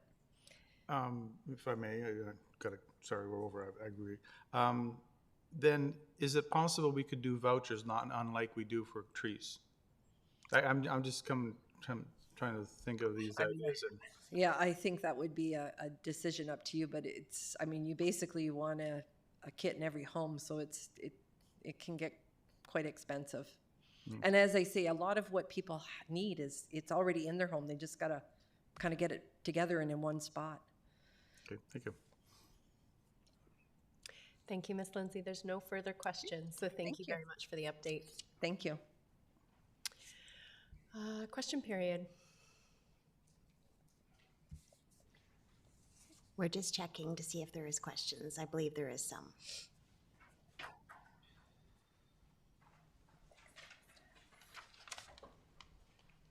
Mr. Barkley, 6D1. Please, come on up. Hey, thank you, Councillor Hemmons and Council. Thank you for approving the 2 recommendations pertaining to the neighborhood associations. I think that's an integral part of community engagement. My question pertains to recommendation 2, and one aspect I know Nancy Mitchell had referred to the 4th of our 4 community engagement sessions held in 2018. And the last one, it was a great one where members of different neighborhoods gathered. There were about 70 people there, and they mixed. It was on a geographical basis, and they mixed. I think all of you were at that one, and it also served a valuable purpose. You know, there are citizens who do not belong to an association. There's no functional association, but they could still meet with that geographical group. Plus, for those, you know, myself, my neighborhood association, College Park, hasn't met in 6 years, but at least there were some people. I think there weren't many of us. We sat with the Westwood Lake Neighborhood Association and chatted, discussed issues. So my question to council is following up recommendation 2, at one point, about these annual whole community neighborhood community engagement sessions. Would you be willing to push to have one in the spring of 2022? You know, maybe March or April, and I think that would fit in nicely with where you're going with all of this. Mr. Barkley, I agree with that. That would be a great opportunity. And I can't remember which attachment it was, but it is our objective to hold annual meetings with the community associations once a year, and very similar to the engagement event that you described. And that's one that we actually talk about quite often as a real success. So that is embedded in the work that we're intending to do. I don't know about the timeline, but in the spring is probably a good idea. Yeah, I would encourage spring, not summer, and then you know what's happening in the fall. So. Okay. Thank you. Thank you very much, Mr. Barkley. Motion to adjourn. Councillor Gesbrock, Councillor Martman, all those in favor? Great, thank you for a good meeting, everyone.